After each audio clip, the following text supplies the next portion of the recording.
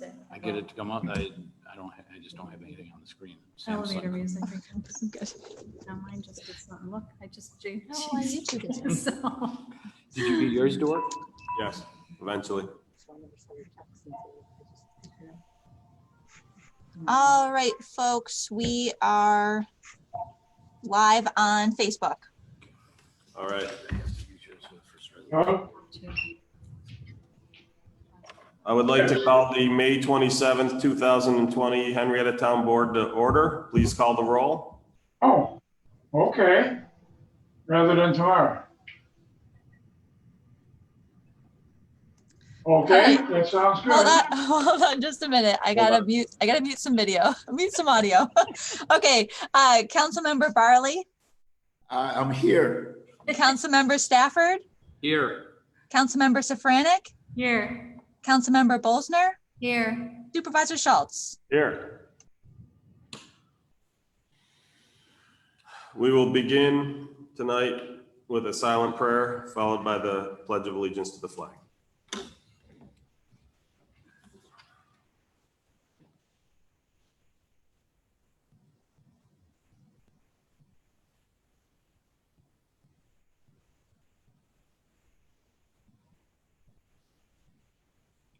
I pledge allegiance to the flag of the United States of America and to the republic for which it stands, one nation, under God, indivisible, with liberty and justice for all.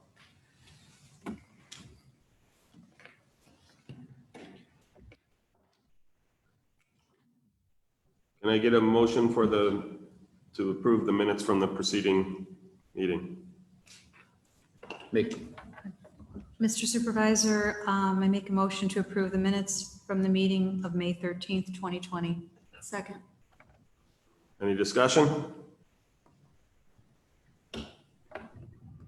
Hearing none, please call the roll.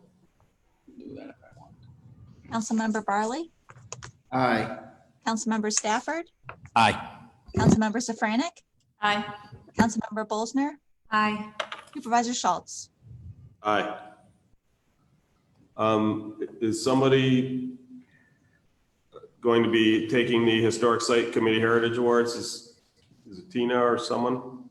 Yes, yes, I am, Steve. Okay, great. Thank you. Do you want me to start now? Go ahead. Okay, thank you. Thank you, Mr. Supervisor and members of the town board. May is National Preservation Month, and the Henrietta Historic Site Committee has been recognizing the owners of historic properties since 1987. This is one way the committee is able to say thank you on behalf of this community to the individuals who continue to maintain some of the most important properties within our community. This year, the Architectural Heritage Award is being presented to Don and Lucille Toby of 1230 Erie Station Road. In the mid-1800s, this farm belonged to Hiram Sherman, the grandfather of Emma Sherman, a beloved teacher and the namesake for the elementary school on Authors Avenue. Hiram was 4 years old when his family settled in Henrietta in 1818. Land records from 1837 show Hiram purchasing 100 acres from Alva Benedict. In 1886, William Clayson purchased 64 acres from Hiram's son, Elijah Sherman. In 1963, Lucille's father, Martin Fagan, purchased the farmhouse from William Clayson's son, Charlie, and gifted it to his daughter and her husband, Don. It took a year for Don, who worked every night and weekends, to rehabilitate the house and turn it into a home where they could live and raise their 3 boys, Robert, Stephen, and Mark.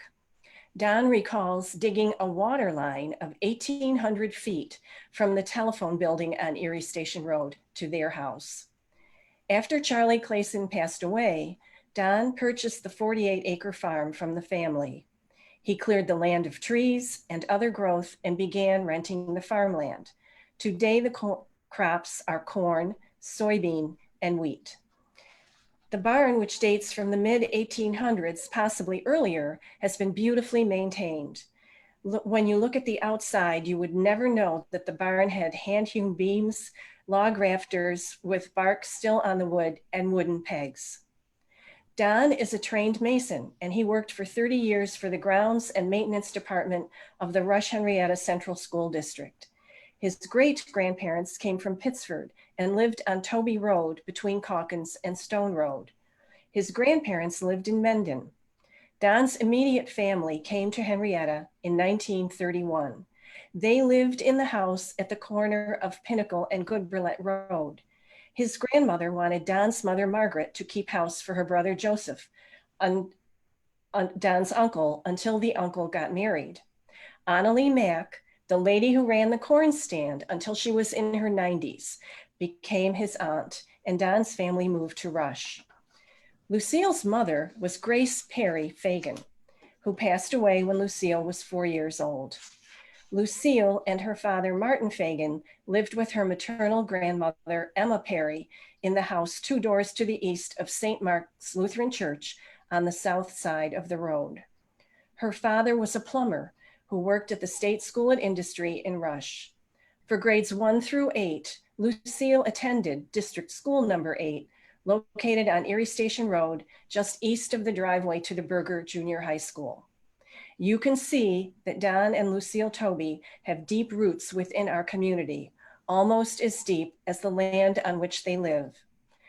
On behalf of the Historic Site Committee, I am delighted to present the 2020 Architectural Heritage Award to Don and Lucille Toby. Congratulations.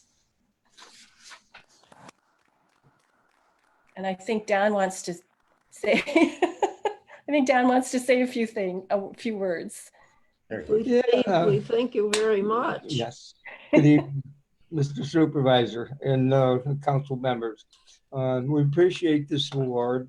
Never expecting something like this, but after putting all the years and work and so on and so forth into it, I'm glad that we still have the barn, because originally we were going to tear it down. So I want to thank you. And I really, really appreciate this award, and I'm sure Lucille does too. Yes, I thank you very much. I've lived in Henrietta for most of my life, and I've been very happy here. Thank you again. God bless. And thank you. Thank you. Thank you. Thank you. Mr. Supervisor, our next award is the Centennial Heritage Farm Award, which recognizes working farms that have been owned by members of the same family for at least 100 years. This year's recipients are Stephen and Jane Van Voris of 300 Williams Road. Stephen's great-grandfather, Henry Martin Van Voris, purchased the farm in 1903 from Harriet Williams, the wife of Hiram C. Williams. In the historian's files, I found this narrative that was written by a granddaughter of James Buckley Williams and his wife, Mary Ann Sexton, who moved to Henrietta in 1851. They purchased approximately 150 acres on what is now Williams Road at a sheriff's sale. The buildings were poor, the house consisting of what was later used for the shop, connected by a hallway, which they named the midship, to an old log house. They had left a very, very nice home in Schoharie County.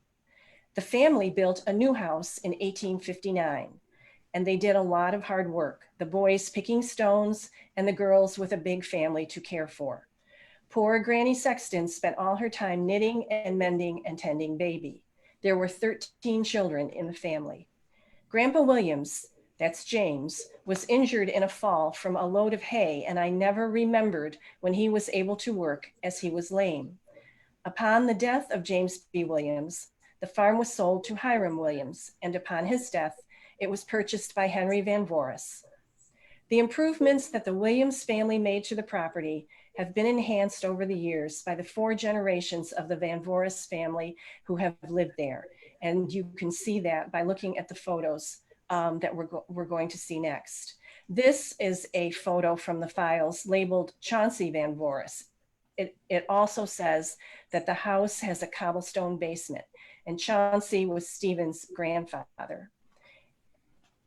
Here we can see a new look for the farmhouse, but the white barn in the photo burned in 1978. And this is how the farm looks today. Stephen's father, Edwin, married Virginia Leonard of Henrietta. Virginia's father, George, had his own nursery stock business for over 50 years. Her mother, Margaret, was a Beckwith. Once again, we are recognizing a family with deep roots in our community. Like other farms in Henrietta, once pasteurization was common practice, milk became a popular commodity, and the Van Voris family supported dairy cattle in the first part of the 20th century. Today, Stephen raises crops: corn, soybeans, and wheat. Corn and wheat have always been raised on the farms in Henrietta. Growing soybeans became profitable in the 1990s, and Stephen is the past president of the New York Corn and Soybean Growers Association. We are very grateful to Stephen and Jane Van Voris for carrying on a family legacy of caring for the land. During the current pandemic, many of us are paying closer attention to where our food comes from and to the importance of sustainable agriculture. On behalf of the Historic Site Committee, I am very pleased to present the 2020 Centennial Heritage Farm Award to Stephen and Jane Van Voris. Congratulations.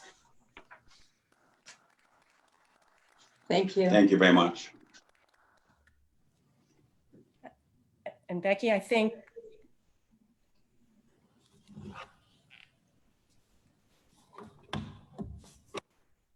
Something happened with the sound, I think. We lost sound. oh, there we are.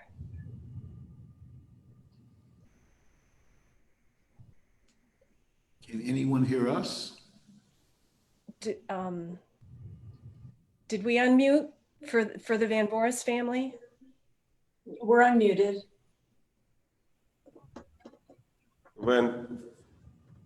Go ahead, family.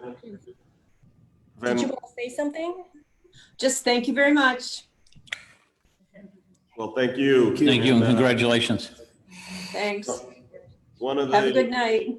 in the 2011 update to the comprehensive land use plan, they put out a survey as to what was important to residents, and the two top responses were preserving our agricultural heritage and preserving the open space and history of the town. So, thank you to both recipients for doing their part in preserving the open space, agricultural heritage, and the history of our town. Thank you. Yes, thank you. Thank you.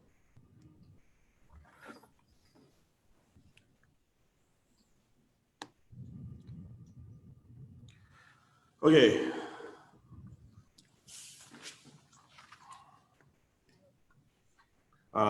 Does that conclude the Historic Site Committee Heritage Awards? Yes, it does. Thank you. Okay, thank you very much. Thank you. Congratulations.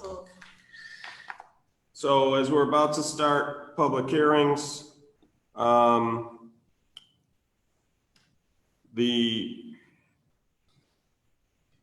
any residents who wish to speak during tonight's meeting will be asked to do so through Zoom by one of two means. If you're using Zoom on the computer or with an app, select the raise hand control.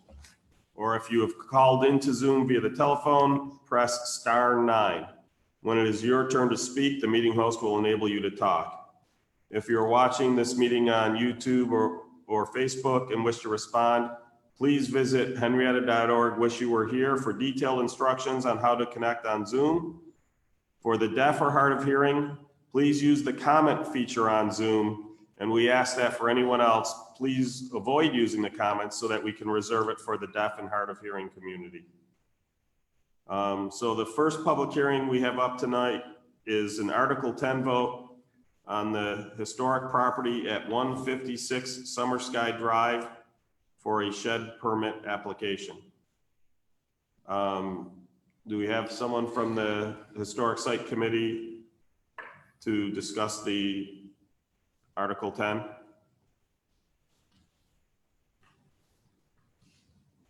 If you are, you're muted.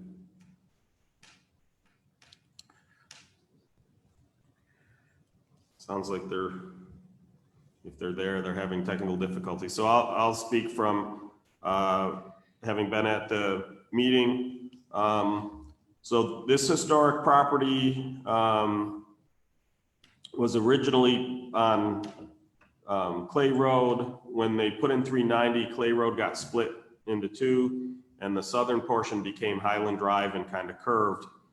And the part that used to go straight became Summer Sky. So even though it now has a Summer Sky address, it used to have a Clay Road address. It was one of the old farmhouses from a distant past. It was in the oldest imagery I could find. And so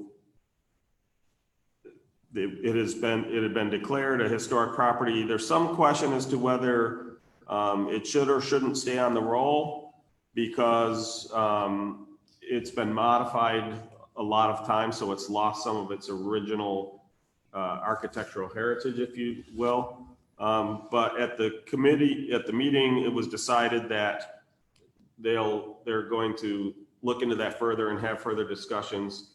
So in the meantime, in looking at it, it was felt that the shed would not detract from the historic nature of the property, as long as the shed was behind the house, as in further away from the road than the back of the house. So the idea was in the plan that the homeowner presented, it would be at the end of the driveway and would replace an older, kind of like a canvas shed, Quonset hut type of thing. Okay. So if one of the things we wrote up if we decide to approve this, what we wrote up in the resolution is that both those stipulations from the Historic Site Committee would carry forward. So any questions? Yeah, are they planning to do any sales from this shed that they put up? Any farm sales, anything? Not that I'm familiar. It's no longer, the farm that was this property is now all neighborhood. Okay. So all of, Chiltern and that whole area back there, that was part of this farm. Historic Site's fine with it, the committee. The Historic Site Committee recommended the change. Yeah. Okay. Or recommended the approval, yes.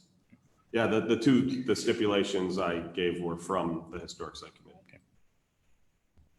Any other questions, comments? Is there anything from the public? Nothing from the public. Okay. Hearing no further comment, I will close the public hearing, and again, we'll have the resolution is on the agenda. So I'm closing the public hearing for the Article 10 vote on the historic property at 156 Summer Sky Drive for a shed permit application. The second public hearing is a proposed local law to revise the chicken coop provisions in the Henrietta Town Code. So basically, we had put forth revised local law. The old provisions had a lot of onerous requirements, including annual inspections, a renewal in front of the town board every year. There was just a $25 annual fee. We felt all that was too onerous and wished to revise it. We put together the proposed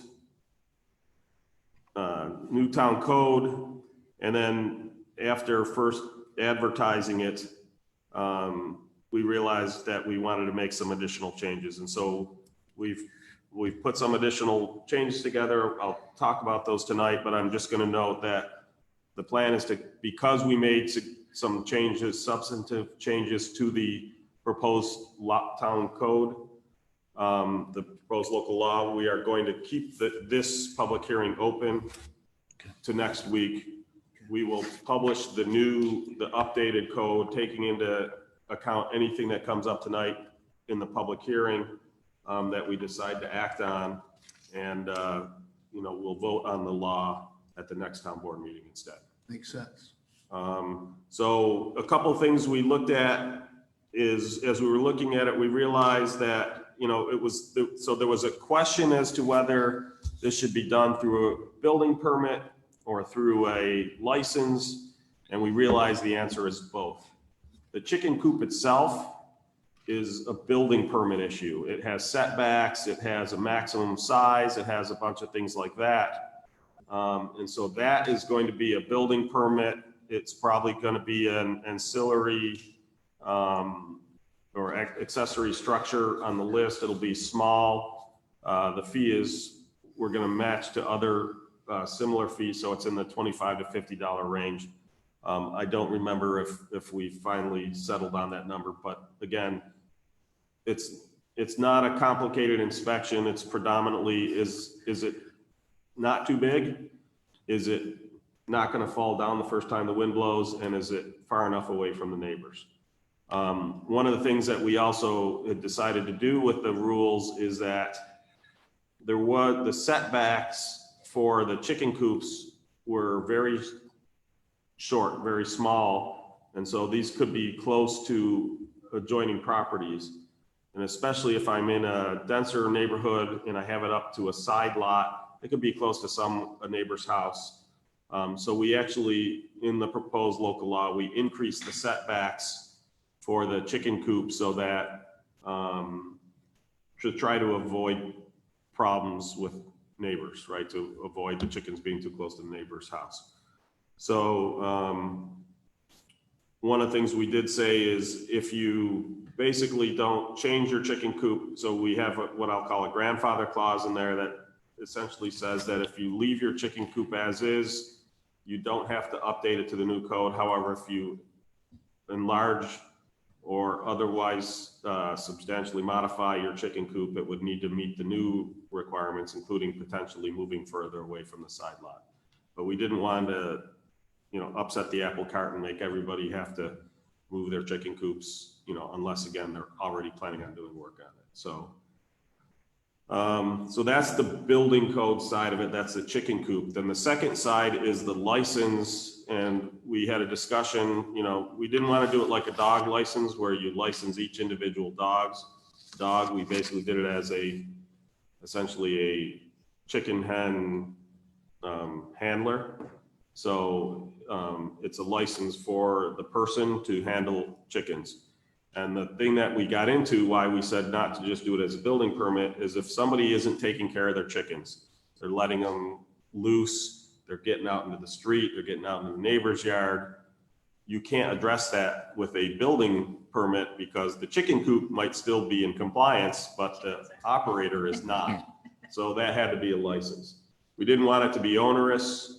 So we basically made it a 3-year license, $10 fee.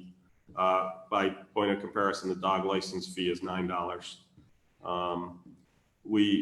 And so that was just, again, to make sure periodically they get back here. If any rules have changed, if anything from the Department of Health has changed, they can get that. I will note that if they're doing it as part of an active farm, they're under a totally different rule set. This rule set is specifically for people in a residential neighborhood, not farm, non-agricultural use, that they want to have some chickens, whether it's for hens or pets, doesn't matter.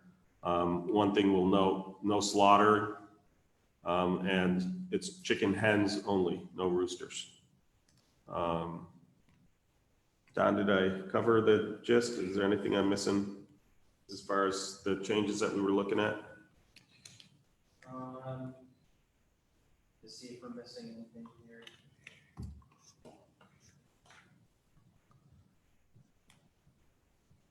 No, we got all the big ones. One of the bigger issues was the cumbersome nature of doing annual inspections and things like that. With every 3 years, it's not quite as cumbersome.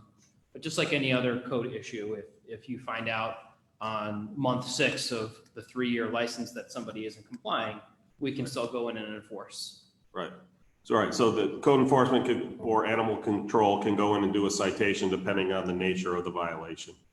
But it's not, there's no required inspections. Okay. So the idea being, be a good chicken owner, you'll never hear from us. Every 3 years, you go on and renew, and that's it. Questions?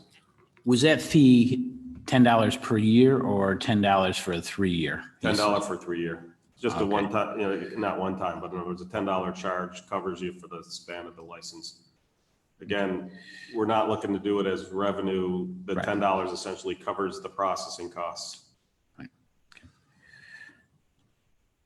Other questions?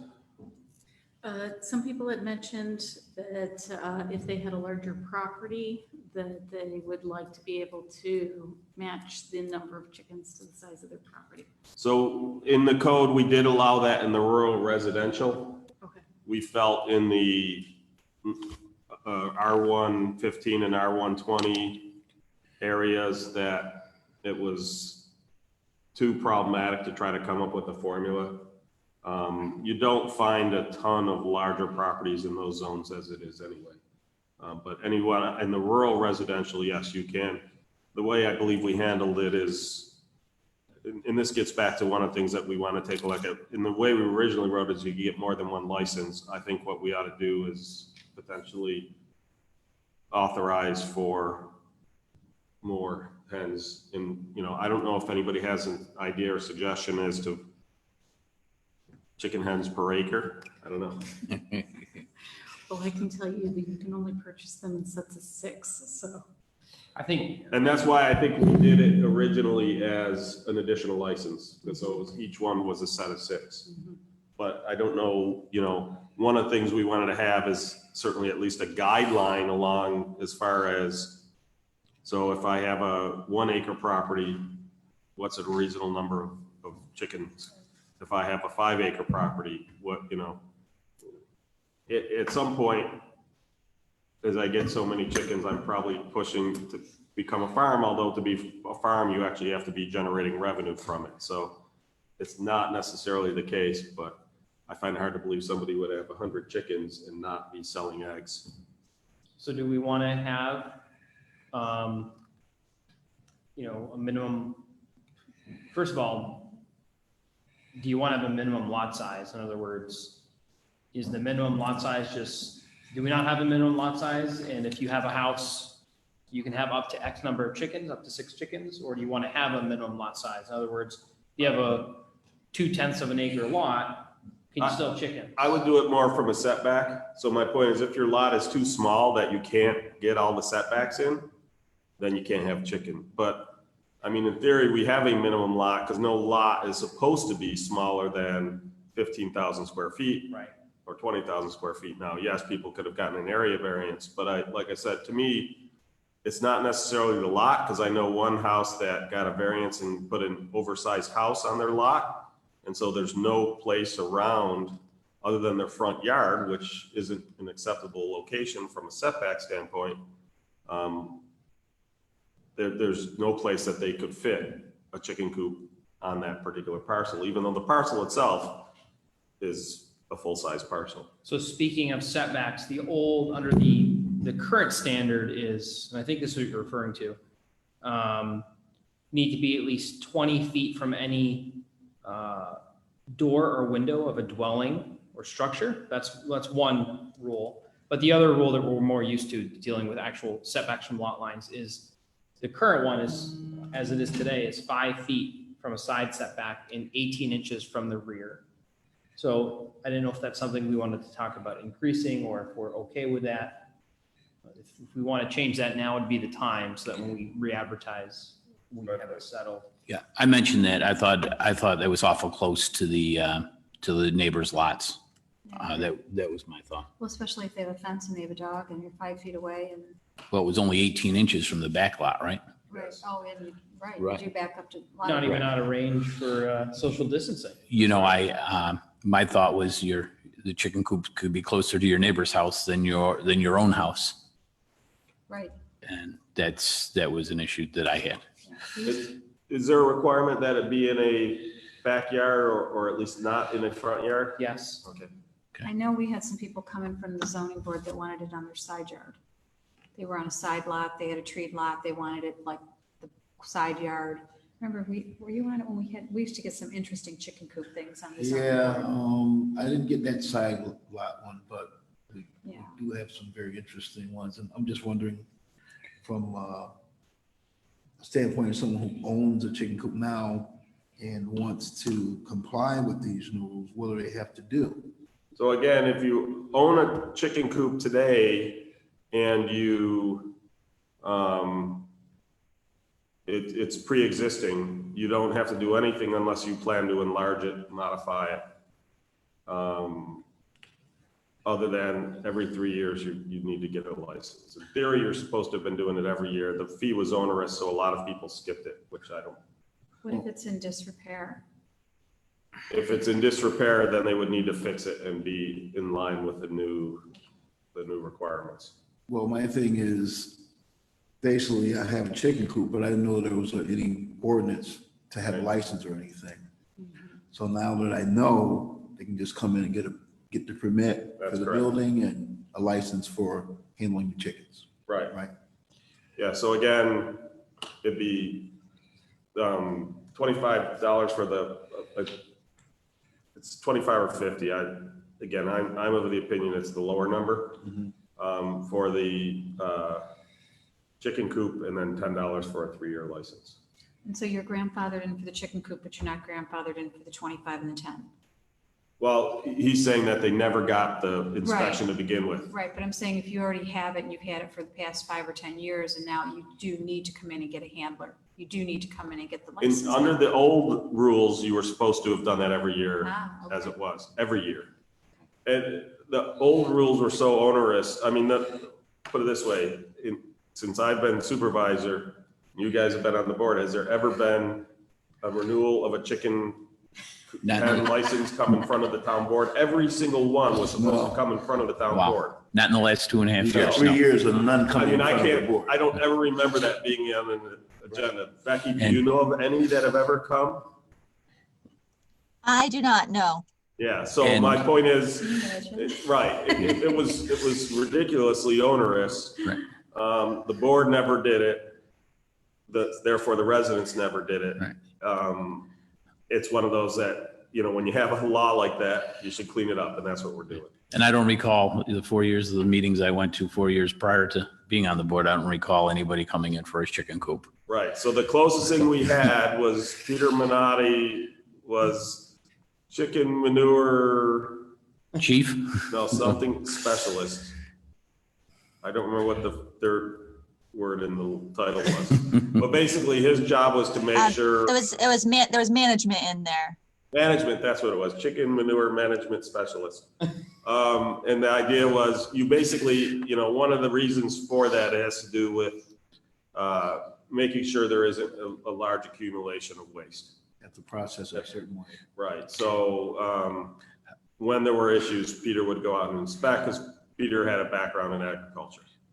So, again, that's about the only time I ever heard anything about chicken coops was when Peter had to go inspect because of manure buildup. Don, you had something to say? Yeah, so a couple open questions. One was the side setback of 5 feet. Are we good with that? What do we think? I'm just thinking that Seems like it should be more. I don't believe it should be closer to your neighbor's house than your own home. Well, so I guess one of the questions is, so again, it also has to be 20 feet from any door or window. Right. Yeah, So if the house itself has a close setback, it does push it back. I mean, we could make it Okay. 20 feet from any point on a neighboring structure, rather than worrying about doors or windows. And the back setback, you said is only 18 inches. I think that should be at least 5 feet for the back, if you have somebody behind you. So that gets into if someone's already grandfathered in of having a chicken coop They don't have to. Right. go and they back. can't comply with this 20 feet, then what do they do? No, so again, if they're grandfathered in, as long as they might, if they don't have any way to meet that setback, then what would happen is, and by the way, that 20 foot from a building is a building not of their own, Okay. right? Right. From a, right, off the lot. Any neighboring. Right, from an building. off-lot building, right? 5 feet set. Do we want to make it building or residence? My point is, does it matter if it's From a within 10 garage feet of a doesn't- garage? If it's a detached garage, it doesn't really matter. Yeah, So, Steve? Or a shed, if it's somebody else's shed. did I hear Kevin's voice? Yes, it's 20 feet to a door or window of a dwelling, school, church, or other occupied structure, other than the applicant's dwelling. I'm just wondering if we want to just get rid of door or window and just make it any point on that dwelling, occupied dwelling, Any neighboring dwelling. right? Well, again, a dwelling would be, you know, a living space. You know, if someone has a shed in their backyard and your chicken coop is in your backyard, it's not going to affect it. Right. No, I agree. I'm just saying, I'm just thinking we want to get rid of the door or window and just make it within 20 feet of the structure, period. Oh, I get, sure. Yeah. Yep. But yes, I like the definition you had there of, you know, home, church, dwelling, Occupied. occupied, right? Occupied. If we just leave it as occupied structure, and that covers everything. Sure. So And then we're good with the 5. acreage to the rear line, property line is, there's exceptions if you're on a corner lot, you know, things of that nature. So that then reverts back to the 5 foot. I guess the question is, why do we go to only 18 inch?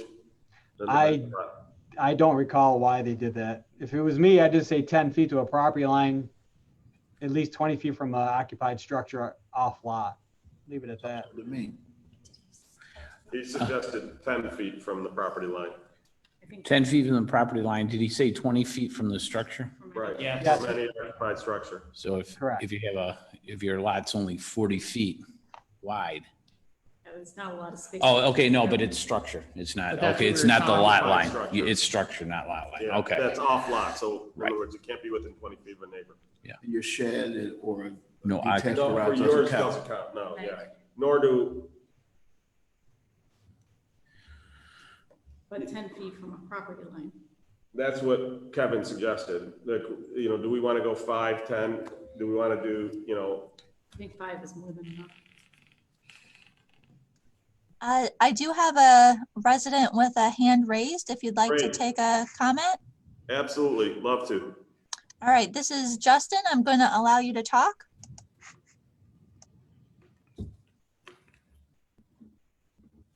Justin? Wanted to say that 10 feet from the back property line seems rather far for people trying to, you know, you have two properties, they're long, they're backed up against each other. There's a hedgerow or a fence between them. Requiring that it be 10 feet from an existing fence seems fairly far.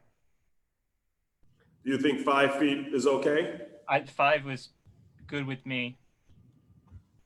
Does he have chickens? Do you have a chicken coop? Not currently. Not girl, okay. Just curious, and just curious. Yes. I would agree with that. In fact, if anything, I think maybe do 5 from the property lines and maybe increase the distance from an occupied structure to 25 feet. I think you should do at least the 5 from the back too. Though I know it was 18, that's too close. In my Right. mind, if there's a house behind you or they've got a pool or whatever you're dealing with, it's just too close. So 5 feet to me seems fair. So, And Justin felt the same, it sounded like. Mike, you were gonna say something? well, thank you, Justin. How about 20 feet from a neighboring occupied structure and 5 feet from a lot line? 20 or 25? We had someone say 25 and someone say 20. Yeah, the 20 was what we currently have. I was questioning whether, rather than increase the side setback from 10 feet, do we just do 25 feet from a structure?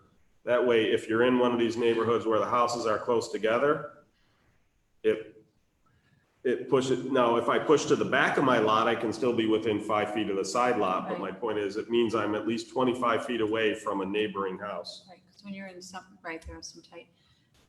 20 So Okay. with the chicken coop And I know with a shed, you're only allowed to have so much of your space occupied by a shed.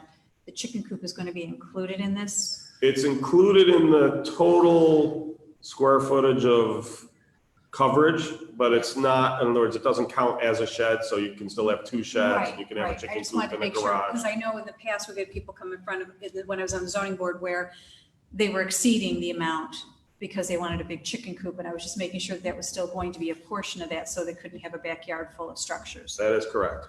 Yeah, that, we're not changing the, call it the open space requirement. Just like to get a resident's opinion on Yeah, are there it. any Justin, other what would, residents out there?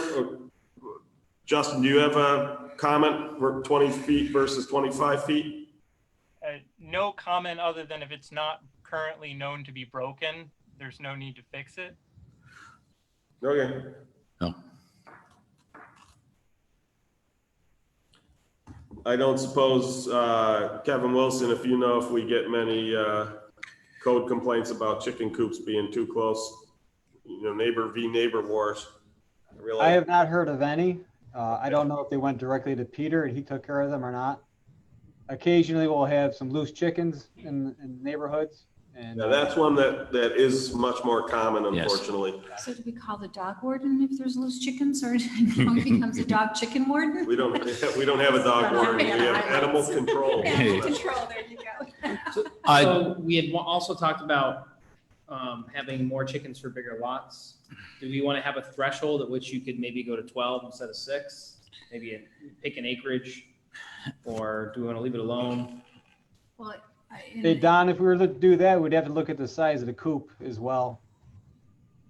Well, this goes back to what we were talking about, is the other way to do it is that they can get essentially, right, 2 coops or double, yeah. Yes. I do have, Justin has a comment again, if you'd like to hear Great. from him. Absolutely. My concern with, my only concern with the limit to 6 is that, yes, you buy chickens. State minimum is to purchase 6, but 3 years from now, one of those chickens may have died. 4 years from now, you keep chickens for a long time, they lay eggs, but at some point you need to buy more, and being only able to have 6 makes it difficult to eventually purchase additional chickens, because then you'd go over the town maximum. So I don't know how to address that, but that's my concern with the idea that you can only have 6 and you can't buy less than 6.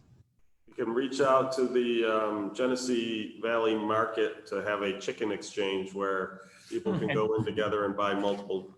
That is certainly an option, but then you're raising, smaller numbers of chicks without other chicks to keep them warm, etc.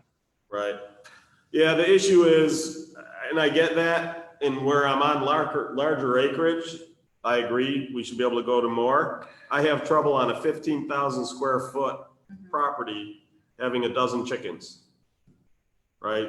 That just. Well, and the funny thing is, in selling houses, I've never had a client say, I don't want to live next to a chicken coop.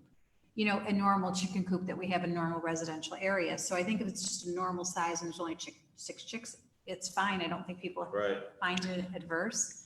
But I think if you open it up and they can have a lot, then I think it might be a little more of a. Well, especially again, because of the concentration of manure that's going to happen. Right. If I'm spread out over half an acre, it's not as big a deal. But, because again, the thing to keep in mind, if my lot is 15,000 square feet, you figure at least half of that is the front yard and the house. Right. So at most, I'm looking at maybe 7,000 square feet of yard space for the chickens. That's if they have free range of the entire backyard. It's not a lot. And how many eggs does a chicken? I've never had a chicken coop, so I know you have About 1 a day. 1 a day. So if you had 6 chickens, you're getting 6 eggs a day. Yep. Until they stop. Well, and I know, I understand it's within a couple years or whatever they stop laying eggs. So a chicken's lifespan is like 5 to 7 years, but they might stop laying after 3 or 4. Okay. So, at that point, they've all got names. Then it's like we're having Fred for dinner. Inject a little humor, I saw a cartoon the other day that it was the farmer was saying to his neighbor, yeah, that's Henrietta, and when she stops laying, we're gonna serve her up for dinner. And then in the next panel, she's at the grocery store, another dozen eggs, Henrietta? And it said, that's why the chicken crossed the road. So, yeah, like I said, I'm all for in the rural residential lots, allowing more. I just don't. Did an acre. What if you said an average lot in Henrietta is what, a third of an acre, right? Some So have it's a some- fourth of an acre in the R115 and it's a third of an acre in the R120. And it's typically 1 to 2 acres or more in the rural residential. So what if you switched it at 1 acre lot, anything 1 acre and above can have 12 chickens or something, You want to say 12 chickens per acre? which would be anything below an acre, is 6 Or even chickens. 6 chickens, half an acre? That way you can go 6, 12, 18. Well, I think what you get to a certain point in a residential area, you know. Yeah, Well, 'cause again, you're- this is only in rural residential, to be clear. Okay. We're only talking about in rural So I was residential. gonna say in residential, I mean, I have seen lots that are 0.6 of an acre and whatever. There So are. you have some that are a little bit larger, but then you've got some of the lots that are a little bit larger and they have wetlands behind them, so it's not as big a lot. Right. Um, Yeah, I would keep it to rural residential, to be honest, because again, the people who've moved out there They're expecting. they're stuff. expecting to be in the country. They're Right. expecting that more. And it's, again, as we talked about before, the folks who live in the rural residential zone are helping preserve our open space. It's nice if we can do something for them, such as allowing them to have more chickens, allowing them to have stone driveways, stuff like that. So, Great. Up to 6 under an acre, up to 12 over an acre. Is that what we're saying? I would be happy with that, but that's just my opinion. I'd even be willing to go a little bit more if they, in other words, if somebody had a 5-acre yard and. Right, yeah. Well, Yeah, then but you this could- is supposed to be for personal use, right? Well, You're but not- then if you're going to that, then you're actually, what are you Some doing large with all those families eggs? out You're selling them at that point. Because if you have 12 chickens and you're getting an egg a chicken, that's a dozen eggs. I don't know, does it? You're not necessarily selling them, and one of the things in this is it's for residential use, but I'll use an example of a friend of mine who lives out in Bloomfield. He has a dozen chickens, and he basically, any of his neighbors can come by and grab eggs. Yes. So he basically, he's a really early morning person, so he always gets his eggs and then says to anybody else, come in and take an egg. So, that kind of neighborly sharing isn't uncommon when you get out into the rural residential area, so. I would think you would want to put a maximum on it though, because I would be afraid that you would go way too, Sure. then it would become a selling. Be a farm, right? Right. I think 18 chickens is good personally, just because some of the families are fairly large. I had a couple of families that reached out to me that are, 10, 12 people in the family and Right, then I- expressed that they had a, sizable yard and would appreciate being able to have more chickens. What is sizable? Over an acre? Over an acre. Okay. Mhm. So why don't we say this? 6 up to 1 acre, 12, 1 to 2 acres, 18 greater than 2 acres. I'm fine with Does that work? That works, great. Any comments from the public? 6, would I? Looks like no one has their hands raised. If anybody does have a comment, obviously, please just raise your hands right now so we can call on you. And virtually raise your hand up. Yes, and you cannot have a rooster, just a chicken. Yeah, still no roosters Or other fowl. or other fowl or poultry. Right now, it's just chicken hens. Okay, was that all the questions we had? Were those That's all it. So that means we're changing the back setback to 5 feet. 5 feet, it's gonna be 5 feet from any lot line and 20 foot from any neighboring occupied structure. Okay. Okay, I'll update it. We'll get it on the file with the clerk and then we can keep this going. Okay, so that ends the public hearing for today, but we are going to keep the public hearing open and continue it at the next meeting. That concludes our public hearings. Thank you for all those who have participated. Next up, can I get my first resolution? Mr. Supervisor, I have Resolution 12-151, 2020, to authorize bills payable May 15th through today. Second. Any discussion? That should be May 15th, 2020 through today. Okay. Any discussion? Hearing none, please call the roll. Councilmember Barley, Aye. Councilmember Stafford, Aye. Councilmember Zafranic, Aye. Councilmember Bolsner, Aye. Supervisor Schultz. Aye. And I will remind people, the public is welcome to participate in any discussion of any resolution. So if we touch on something and you wish to comment on it, please raise your hand and Becky will notify me that someone wishes to speak. Next resolution. Mr. Supervisor, I'm just surprised that we're going to try to have a Zoom meeting on this particular project for a public hearing because of what we ran into the last time we had a public hearing here with the amount of people that came in. There's some reservations about technically how that would work for the public for discussion and if it's appropriate. Why don't we make the resolution, and even though you put the resolution forward, you don't have to vote for it. So let's do that as part of the discussion. Let's get a resolution on the table and discuss that, okay? Okay, that sounds good to me. Fellow board members and Supervisor Schultz, I have Resolution 12-152, 2020, to call a public hearing regarding lands to be placed in conservation easement as a part of the proposed Forest View cluster subdivision. Second. So as Councilmember Barley noted, he has concerns regarding doing this as a virtual hearing. I understand that. The issue we've got, we have no idea how long before they allow public hearings of, meetings of greater than 10. Even in phase 4 with some of the stuff, there's still discussion that no public groups larger than 10. So you continue to push this off and we're potentially in front of a lawsuit. If you want to go that route, we can go that route, but I'd ask Don to comment on that as to whether we can unreasonably delay a hearing on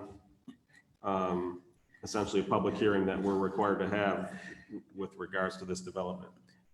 Try to put you on the spot.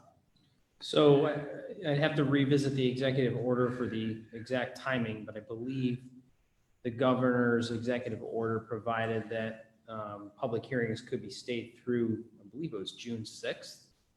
I'd have to look and see if that's been changed. So you certainly have through that time before any clock starts ticking, in my opinion. I don't think it would be unreasonable to say on June 6th, okay, we're gonna set a public hearing for such and such a date after June 6th. The other thing that you mentioned though is that you can't have more than 10 people together. I don't know how you're supposed to have an in-person public hearing. Right. That's my point. Right. And I will note that the date for this public hearing is it's June 10th. So it's after the June 6th end.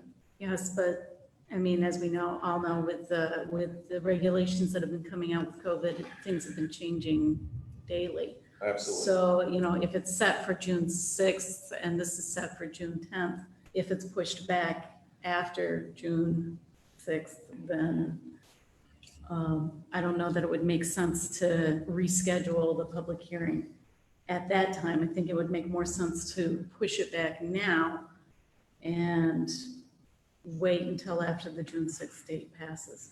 So I will just say this, that, correct me if I'm wrong on what that date is. It's just saying that we can stay any of them till June 6th. Doesn't say you have to stay it.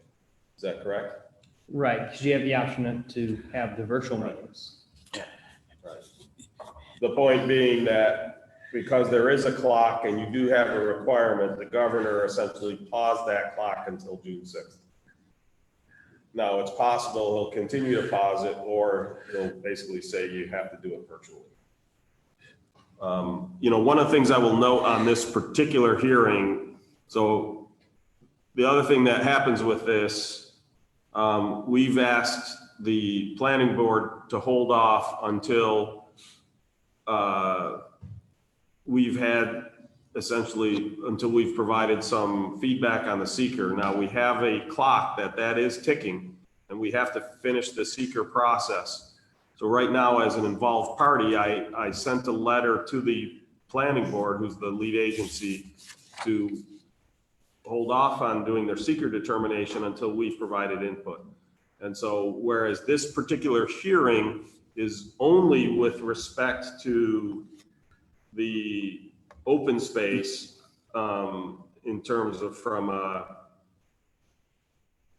action standpoint, I had stated that we would also hear some discussion about from the applicant with respect to the drainage concerns that were raised at the last, the planning board, and the traffic concerns, so that the town board can take that into account when making our recommendation, or recommendation is not quite the right term, but basically when we send our opinion with regard to the seeker determination, so that we can do so in an informed manner. So that's, again, part of why. So just to be clear, on June 10th, we can't make a decision because seeker isn't done. So part of this is to get the public hearing, to get some discussion about, this is about the easements in the open space. And then again, I wanted to also get feedback from the developer with regards to the drainage. And specifically, they were going to do a drainage map showing where the drainage runs today based on the current topographic elevations, and then which way the drainage would run after the grading of the development. And so that was essentially data point 1, and data point 2 was there had been a new traffic study, including they did some hand updates for the drawings to make it clearer, easier to understand how the traffic flows go. You know, one of the things to note is that there was some concern, someone had raised a concern about the traffic counts that they're using are, I believe it's 2 or 3 years old. The thing I went and checked on all the imagery, there's only been 3 houses added in the area since the traffic study was done. So in terms of local traffic, there wouldn't be a noticeable increase of local traffic. And so basically the traffic study analysis would increase the amount of background traffic. So essentially traffic that's coming into or through the area from outside Ward Hill. And so again, they have done that. They've updated the numbers. Obviously during COVID, when traffic is down all over, it makes no sense to put out the tubes and get new tube counts. I'm sure the developer would love that because it would say that there are absolutely 0 issues with traffic. But it makes no sense. And again, we don't know how long it's going to go before that is back. from all this stuff and looking at the traffic, one of the things we did to work to eliminate bias is instead of having the developer hire the consultant, we hired the consultant. We gave them their direction. They gave us a report, and then we're charging that report back to the developer. So the developer's still paying for it, but we're the ones who give the consultant their directions to ensure that there's no potential for bias from the paying party. So we did that. And again, the Monroe County Transportation Department is very comfortable with the traffic study.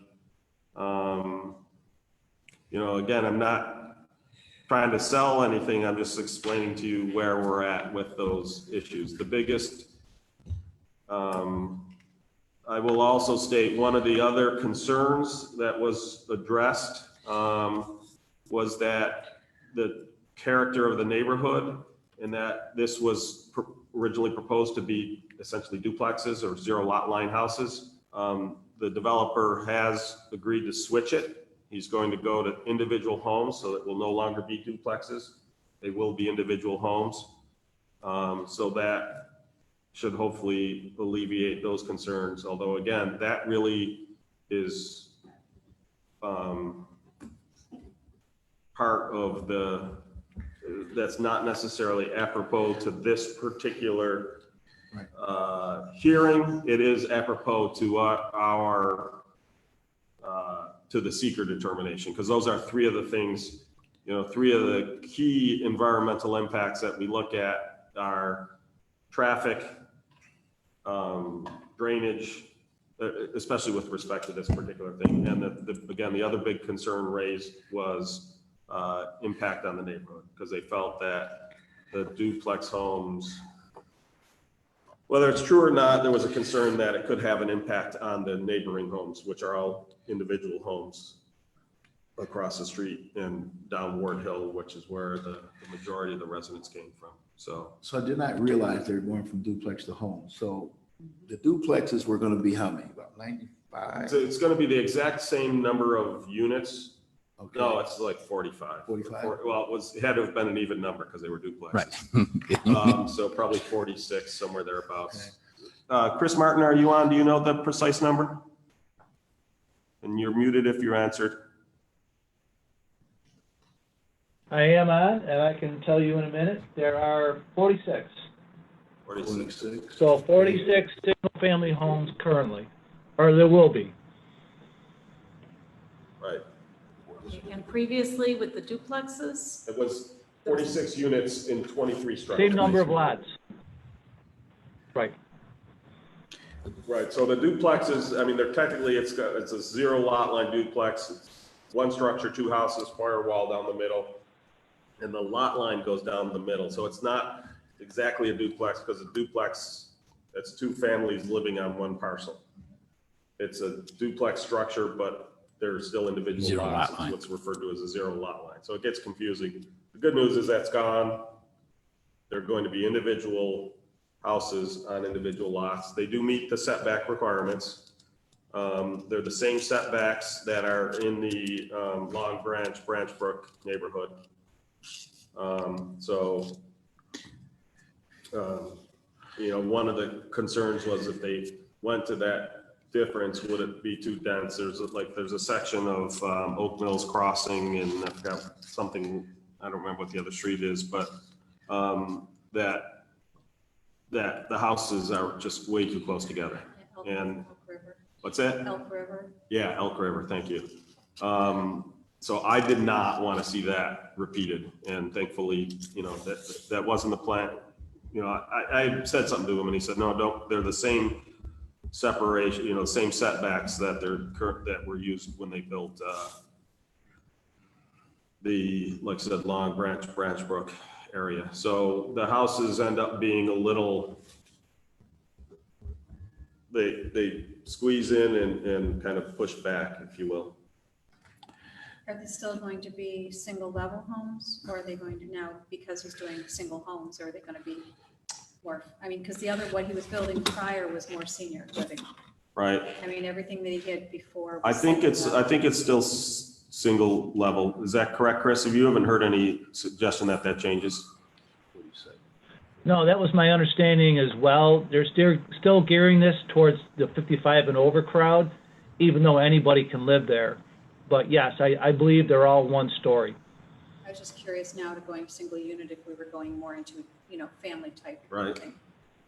So again, I think the layout and he's targeting seniors in terms of Right. what he's building. It doesn't mean you have to be, Price but points are high. I mean, they are. 340, 360, and he was getting them, so. Right. Yeah, you know, unfortunately, a number of residents have asked for more affordable senior housing. Unfortunately, the problem is that what most of the builders want to build is the higher end because they get more money for it. So it's a tough scenario is to find somebody who's willing to build Right. the lower end homes. Well, and it's tough if you're a builder. It's like make a little money or make a lot of money. Right. Well, and then this particular location, when you're in the rural residential and you have to, I mean, he has to include it in the cost of that. He had to essentially pay the neighbor for the property, you know, to put the conservation easement on the farm in order to get the density needed to be able to bring the infrastructure in and whole 9 yards. So there is a challenge to getting affordable senior housing built, you know, and unfortunately we had one proposal from Heritage, it was called Heritage Gables. It was from Christian Heritage Services, and it didn't make it because the RTS refused to offer the on-demand bus service out to it. And so they couldn't get the help from New York in order to make it affordable. So if there's any developers out there listening and you'd be willing to do some affordable senior housing, we could use it. Well, I agree with you that doing a traffic study now would be pretty useless because of the situation we're in. But I also, you know, after attending that planning board meeting, I see Councilman Barley's point of wanting to have a open meeting. And we see, you know, we've seen how technology has worked for us and has not worked for us at times. Right. So I would propose we table this until some further time in the future when we have clearer guidance from the governor of when it would be necessary to have this meeting. Well, again, necessary according to the governor, we could have this today, virtually. Can I ask one question? Because it said 46 units, but on the resolution, it says 47 lots. So what is it? I suspect the 7th lot is ours. Is that correct, Chris? No, actually, the 47th lot is on the adjacent parcel. It's an exception parcel. Oh, So that's it's right. on That's the the, 5 acre? Is that the one that's 5 acre? Yes, that's correct. I couldn't hear him. So so basically, when they did the adjacent parcel, they looked at, essentially what it was is the person who owned that farm and was going to put the That's right. the easement on it. He wanted to reserve a 5 acre lot in the event that he wants to, you know, build a house for his kid or whatever. Oh, okay. So that's a That's 5 a acre Larkin. lot. It's not part of the clustering. It meets the rules. The 5 acre is the minimum lot size for that rural residential within a agricultural district. So he set that 5 acre lot aside next to his house. And then, you know, again, is going to put the conservation easement over the farm. And then there would be a second different conservation easement. It wouldn't exactly be a conservation easement. It would become parkland. Right now there's 2 parcels. There's the Henkel parcel and there's the Larkin parcel. The Larkin parcel is the farm. That is going to have the 5 acre split out from it. It'll be, again, just a normal rural residential 5 acre. There's a bunch of those already on Ward Hill. The current house would stay where it is. That's part of the house, that's part of the farm, but the whole farm portion of the of the property would have a conservation easement on it, which would basically say you can't have any non-agricultural buildings there.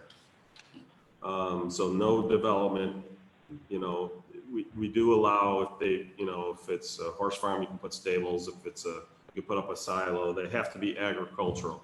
That doesn't mean you can put up a barn and then park cars in it. That's not an agricultural barn. So just because it's a barn doesn't make it agricultural. What makes it agricultural is its use. If it's used to store farm equipment or farm produce, then it's agricultural. If it's used to store personal property, it's non-agricultural. So then on the Henkel property, you would have 46 parcels. You'd have some common area, the roads, sidewalks. And then there would be a large parcel on the south side that's would become town park, and that would abut to property the town already owns that straddles the Lehigh Valley Trail. And so the idea was that there would be an access road coming in off of the main road, and excuse me, we would eventually build a cabin back there. That would also then, that parking lot would allow, it would essentially be another trailhead for people to get to the Lehigh Valley Trail. To stay away from the trail.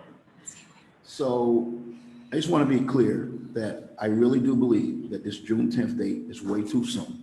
Okay. I think that it should be pushed back. If you want to go 2 more weeks back, so we have a chance that maybe it'll be a clearing, that I feel better about that. I don't know why we're rushing this to be June 10th. But I won't approve, I won't say yes What to you would this. do is I'll abstain from it. you make a, well, you don't have to abstain, you vote no. You make a motion to table the thing. And you can do it either way. If we vote no to call the public hearing, you can try again and or you could just table this resolution. Either way, the effect is the same. I would like to, I'm thinking that it would be a good idea to table it because I too feel that it's too soon and that we would not, we're not set up to have adequate access for a public hearing for the number of people that came last time. But I think that we should explore what might be some good options to think about next time that we get together for the next town board meeting, so that we might be prepared to call for a public hearing that would be able to facilitate that large of a number. It might be necessary to hold the meeting, say, in the rec center where we could provide a little bit more social distancing for those who needed to come in person. If there's no in-person, then I think that we would need to explore maybe some other technology methods, because I don't know that this type of Zoom meeting is the best method. I think there's some other types of Zoom meetings that could work a little bit better. Like? Google maybe, I don't know. I've used Google, that doesn't seem to have as many hangups as Zoom, but. Well, I don't know that we've necessarily had hangups with Zoom. We've had hangups with the streaming. Yeah, that's it. I've seen some of the Zooms have actually used like webinars where quite a large number of people can come in. We have that. Right, but I don't know that we're using that to directly bring people in. We are. We haven't made them all panelists. The problem is when you hold a public hearing and make everyone panelists, you subject yourself to hijacked meetings. Right, I know that we couldn't make everyone a panelist, but we would have to make sure that we gave everyone adequate access to be able to appropriately comment. Agreed. I make a motion, we table this in this resolution. Second. On the discussion on the table, what are we going to do as far as the seeker? The seeker, we're not lead agency. The planning board is. They've got a meeting coming up where they're going to be making seeker determinations. So What's the date of their meeting? is it tomorrow, Chris, or is it a later one? Don, do you have any input on that? Well, hold on. Let me find out what the date is from Chris. Yep. It's a later meeting, Steve. I think tentatively, we were thinking of June, maybe it was June 10th, hold on. June 10th. Nope, that's town board, June 16th. June 15th. So if we were gonna push it back, because obviously I think we would have to go to the next planning board meeting, which is July 7th. Well, no, we could still get you your feedback for your seeker by the 15th. That's correct, because you have the meeting on the 10th. No, I'm sorry, not the meeting, but the meeting would have to be on the, Meeting would be later, but my point is, the next, what I would essentially challenge the board to do is go out, talk, get feedback. Again, we'll give you the information we have as far as, what are your concerns from the standpoints of the seeker, and we can enumerate those to make sure that your committee addresses them. okay. So what I'll ask, like I said, is basically between now and June 10th, start thinking about what, what do we want to discuss? Again, the things that I see from a seeker standpoint in the letter that we're going to craft. So the idea is we'll put together a letter, and at the June 10th meeting, we'll essentially finish it and approve it, pass it as a letter to go to the planning board. Because again, we're an involved agency. So the things the areas I see we want to address, obviously traffic, drainage, character of neighborhood. Any other seeker standpoint? Anything else you want to make sure we address? I mean, a lot of that was addressed too at that first planning board, the Correct. planning board meeting. But the point is, we can weigh in on. Right. Right, so you heard a bunch of it and what the Right. concerns are. Is there anything more beyond that? Is there anyone listening right now who wants to raise their hand in case we missed anything? Those were the three that I remember Those are the the main most. three. There was a question of, I'll call it compliance or follow through on the part of the builder. That's not necessarily a seeker's thing. That's something we've already said that we're going to address with tighter inspections. But I don't know that there's any seeker category that really addresses, does the builder, has the builder had issues with follow through? So in other words, yeah, that's fine. So there's nothing really in seeker that handles that, but again, we're going to handle it through inspections. Okay. So if you could think of anything else, share it out. Like I said, we'll start to put together what our recommendations are, and we'll essentially read it at the next meeting, do any final draft touches up, and then that way we can still get it to the planning board before their 15th meeting when they have to do secret determination. And then we'll Because call. again, so I mean, to be clear, we would have held the hearing. We wouldn't have been able to we can't make a decision on this until seeker's done. This is one of those weird interwoven things. Okay. But I wanted to have the hearing to get us more feedback. What we'll do is, again, reach out. We all know a bunch of people who live in that neighborhood. Reach out to those folks, reach out to the neighbors. A lot of those residents who were at that meeting reached out to us following that planning board meeting, follow up with them, talk to them about the fact, find out does the fact that it's going from the zero lot line duplexes to the individual houses, does that alleviate a bunch of their concerns over the character of neighborhood? Again, what we're going to have to do is get out so what I'll still do is get from, as soon as we can, from the engineering firm representing the developer, get the stuff out there. We'll put it up on our website with regards to the drainage, so people can take a look at it. look to see if you think that alleviates your concerns. You know, there's three major issues. The question is, have the actions of the developer mitigated those concerns? Because again, it's not just whether there's impacts, it's whether the impacts have been properly mitigated. So we know, right? We know when you develop a property, you're impacting the drainage, right? But if you put in the proper swales, you put in the proper detention and retention ponds, drainage, sewers, storm sewers, you can essentially mitigate any issue from that. That's what we have to take a look at as, now again, we're not drainage engineers, but we're saying, you know, so what we would say is that looks good. It seems to have addressed the majority of the concerns. If we know some specific things, we should state it so that the folks on the planning board know to make sure that any plans from the engineers mitigate those concerns raised. Okay.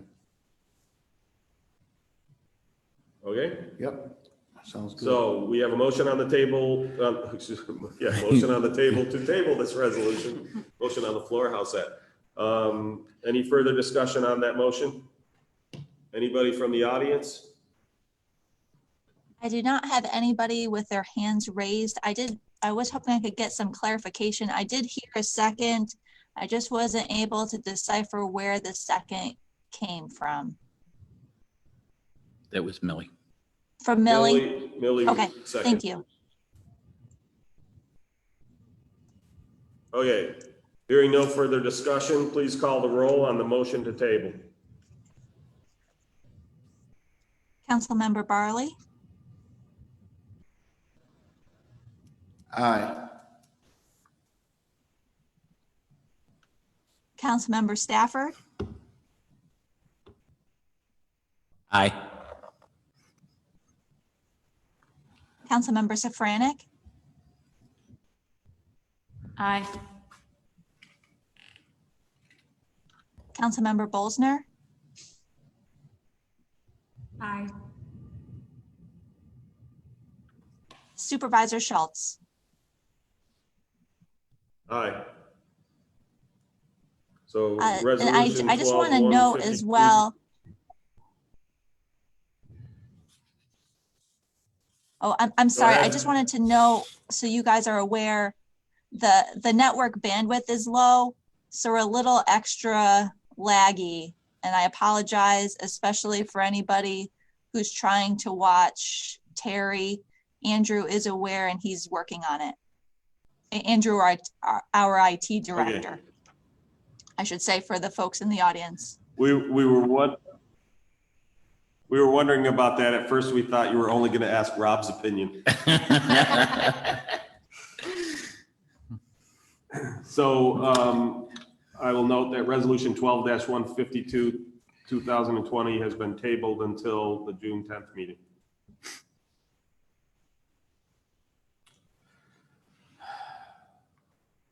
Next resolution, please. Fellow town board members, I have resolution 12-153, 2020 to approve summer hours for the DPW staff. Seconded. Any discussion? Do you know if the employees were voted on this?